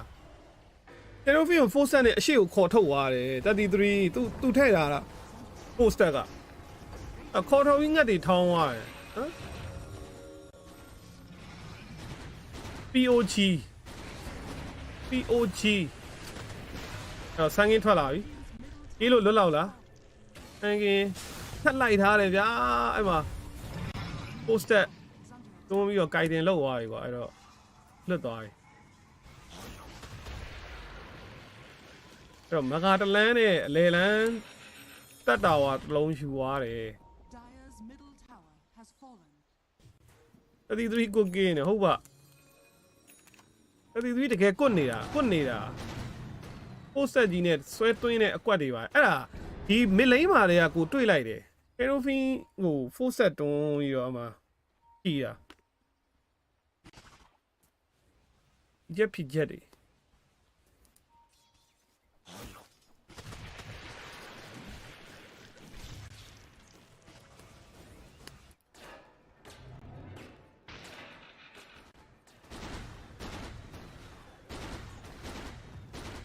liquid TI ဝင်တာ33ရောနေရှာတဲ့33ရောနေရှာသူဒုံးဒီမေးတော့ဘလို့ဖြေရ33ရောနေရှာပါလားလို့မေးရလားဘယ်ဟာကြိုက်လဲလို့မေးရ33ရောနေရှာဘယ်သူကြိုက်လဲလို့မေးရလားဘသူကြောင့်လဲလို့မေးရလားမေးကုန်းကြီးကမစားနဲ့နော်IOK ပေးကြအောင်တဲ့မရတော့ဘူးဂိုင်းကမသိတော့ဘူးသွားပြီကိုလည်းသိလိုက်တယ်ခံဘက်ဖြစ်သွားတယ်ဆိုတဲ့အနေထားမှာကိုရီရဲ့ဘောလိုက်လို့ကဟိုကံကောင်းမှာပဲရအောင်ကံကောင်းပြီးကြီးခေါ်သွားတာလို့ဘာလို့မှပဲရအောင်ဒီတိုင်းဆက်သွားနေဂိုင်းကိုဘလို့မှတတ်လို့မရဘူးမှာစိတ်တန်းနေကြီးနဲ့ဖလိုင်းမှာပါလာရင်တော့ကိုလက်ပဲရှုံးရင်လိုဝဆင်းရမှာလားရှုံးရင်လိုဝဆင်းရမှာဟုတ်တယ်ဒါ UpperBracket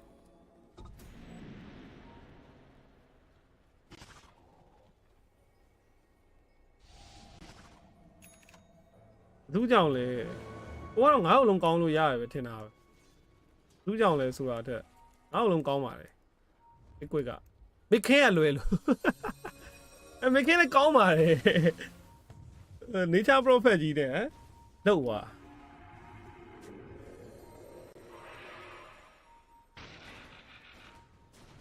အသီးစားရေချက်စားလို့ပြီးပါပြီရေသက်ချလို့ပြီးပါပြီအေးအမ drink wine 3 man drink wine ကြီးကအဂိုင်းကိုလေပေါ်ခဏတင်ထားသေးတယ်ဆန်းကင်း epicenter ရဲ့လှုပ်တယ်မှာဂိုင်းကအမစေတန်းနေ BKB အမပြန်ပြစ်ပြီးအကုန်လုံး flying နဲ့အကုန်ပြေးသန်း unstoppable reserve ဆိုတာဘာမှမသိဘူးအဲ့တော့ဒီဆန်းကင်းနဲ့ပြန်ထွက်လို့ရမှာမထင်ဘူးဒဲဘယ်ကေးတယ်ရအောင်ဟေးသွားပြီကြီးခေါ်လိုက်ပါတော့ကွာဂိုင်ယိုဟီရိုကေးတွေပေးနေမယ်စာကြီးခေါ်လိုက်ပါတော့ပွဲကပြီးသွားတယ်သူတို့ခမ်းဘက်တစ်ခေါက်မဟုတ်နှစ်ခေါက်ပေးလိုက်တာအဲ့မှာတည်းကပွဲကဒီသက်ချလို့ပြီးပါပြီမကတလန်းအစောကြီးရပြီခွေးဖြစ်သွားတယ်ဘေးဆပ်မရှိဘူးဒီကောင်းနေအဲ့ရင်အန်လို့ရတယ်ဒါပေမဲ့လည်းသူတို့ respect ပေးထားတယ်ဗောနော်၄ယောက်5ယောက်နှစ်လမ်းမကာကိုသူတို့ပြန်ဆုတ်သွားပြီပေါ်လန်းပြန်တက်မယ်အနိုင်ကိုတေးချာချာပဲယူမယ်အမားမခံတော့ဘူးပေါ်လန်းကနေညီမတို့တက်မယ်ဗောနော်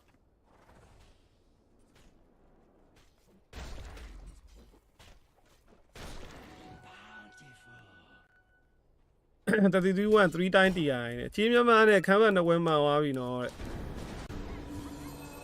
liquid TI ဝင်တာ33နေရှာဘသူကြောင့်လဲဟာဖြေပြီမဟုတ်လားဟုတ်ကိုဖြေလိုက်တာမကြားဟုတ်ပါဘူးကိုကတော့9ယောက်လုံးကောင်းတယ်လို့ထင်တာပဲလို့ပြောပါတယ်သူဘသူကောင်းအဲ့2ယောက်ထဲကတော့မပြောတတ်ဘူး9ယောက်လုံးကောင်းလို့ရတာပဲလို့ပြောလိုက်တယ်2ယောက်လုံးကောင်းတယ်9ယောက်လုံးကောင်းတယ်ကွာ9ယောက်လုံးကောင်းTI ရတာတယောက်သေးကြောင်းမှမဟုတ်တာ သူတို့နှစ်ယောက်တည်းကတယောက်မဖြစ်မနေရွေးပါဆိုရင်မပြောတတ်ဘူးမဖြစ်မနေလည်းဘယ်သူရွေးရမှာမသိဘူးတယောက်က off lane တယောက်က mid ငါးယောက်လုံးကောင်းမှရမှာအဲ့တော့ရှော့သွားပြီစမ်းကင်းကဘာဘက်မရှိဘူးထင်တယ်ဘုံစတာကီပြီးပါပြီ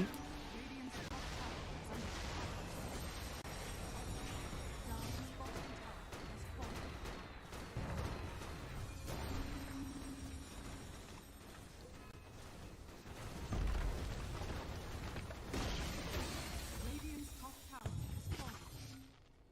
Dire's bottom tower is under attack. အဲ့တော့ဒီမှာအခု GG ကိုပြန်ရိုက်နေရပဲကြည့်နော်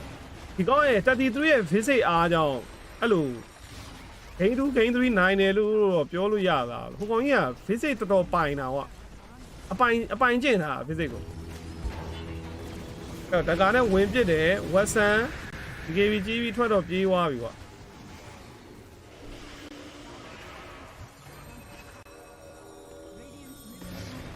3လမ်းမကာပဲဖြစ်ပါတယ်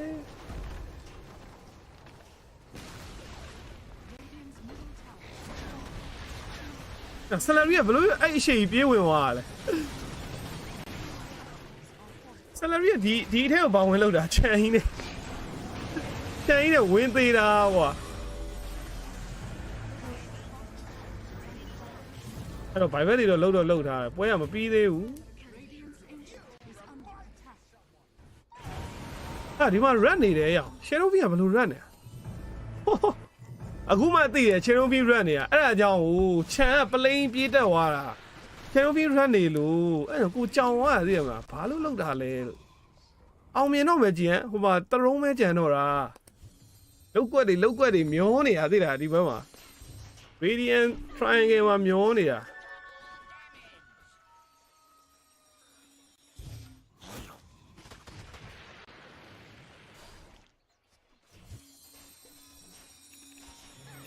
Triangle အောင်ဖြစ်တယ် high ground ပြောတာ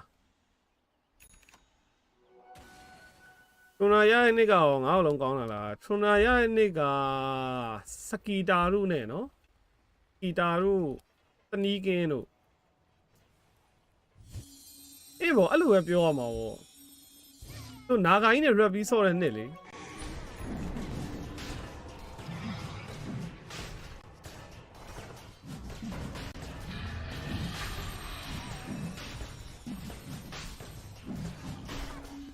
သိရတိုင်းဒူတာတယောက်တည်းကျန်းလို့မနိုင်ဘူးနော်ဟိုပို့ပြီးယုံပေးတဲ့အဖက်ထွက်တာတော့ဟုတ်တယ်ကွာဥမာယာတိုရိုးပါလို့စောင်းကောင်းတယ်ယုံပေးတယ်ဒါပေမဲ့နောက်ကအဲ့လိုလိုက်ဖြည့်ပြီးတဲ့ကောင်တွေလိုက်ဆော့ပြီးတဲ့ကောင်တွေမရှိရင်လည်းမလွယ်ဘူးလားလို့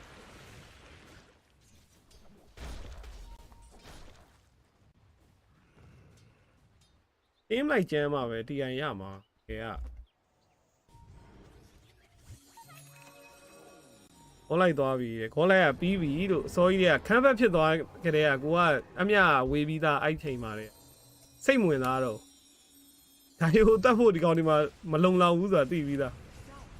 ဟိုလောက်တည်းက28 29မိနစ်ခရေကအမှပြီးနေပြီကိုဒီခေါ်လိုက်ကချိန်နေရမကောင်း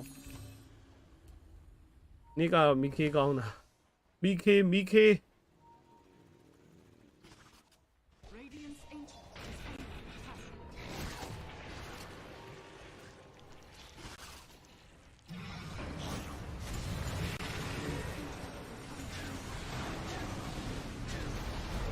အဲ့ပတ်ကတွေးတော့ရော့သွား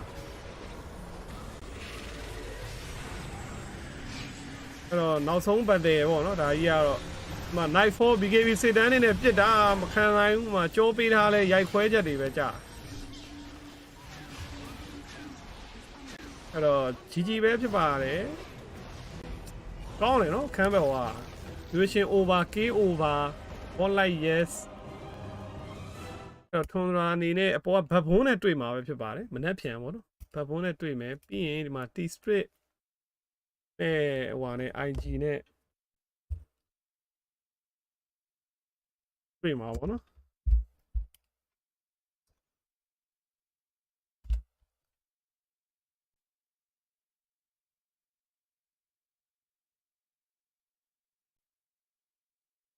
နာဗီရတဲ့နေ့ကဘယ်လိုတင်လဲတဲ့နာဗီရတာ TI1 တော့တော်တော်ကြာခဲ့ပြီနှစ်နှစ်တောင်ဖြစ်နေဘုရောဖျား၄ဘက်ထောက်ခစ်တွေပါဖြစ်နေတော်လာနိုင်တော့ secret မှာ carry မပါဘူးလေခွတ်ဆွဲလက်အဲ့တော့ဒီ script ပွဲကြရင်ပြန်တက်ခဲ့မယ်အားလုံးပဲbye bye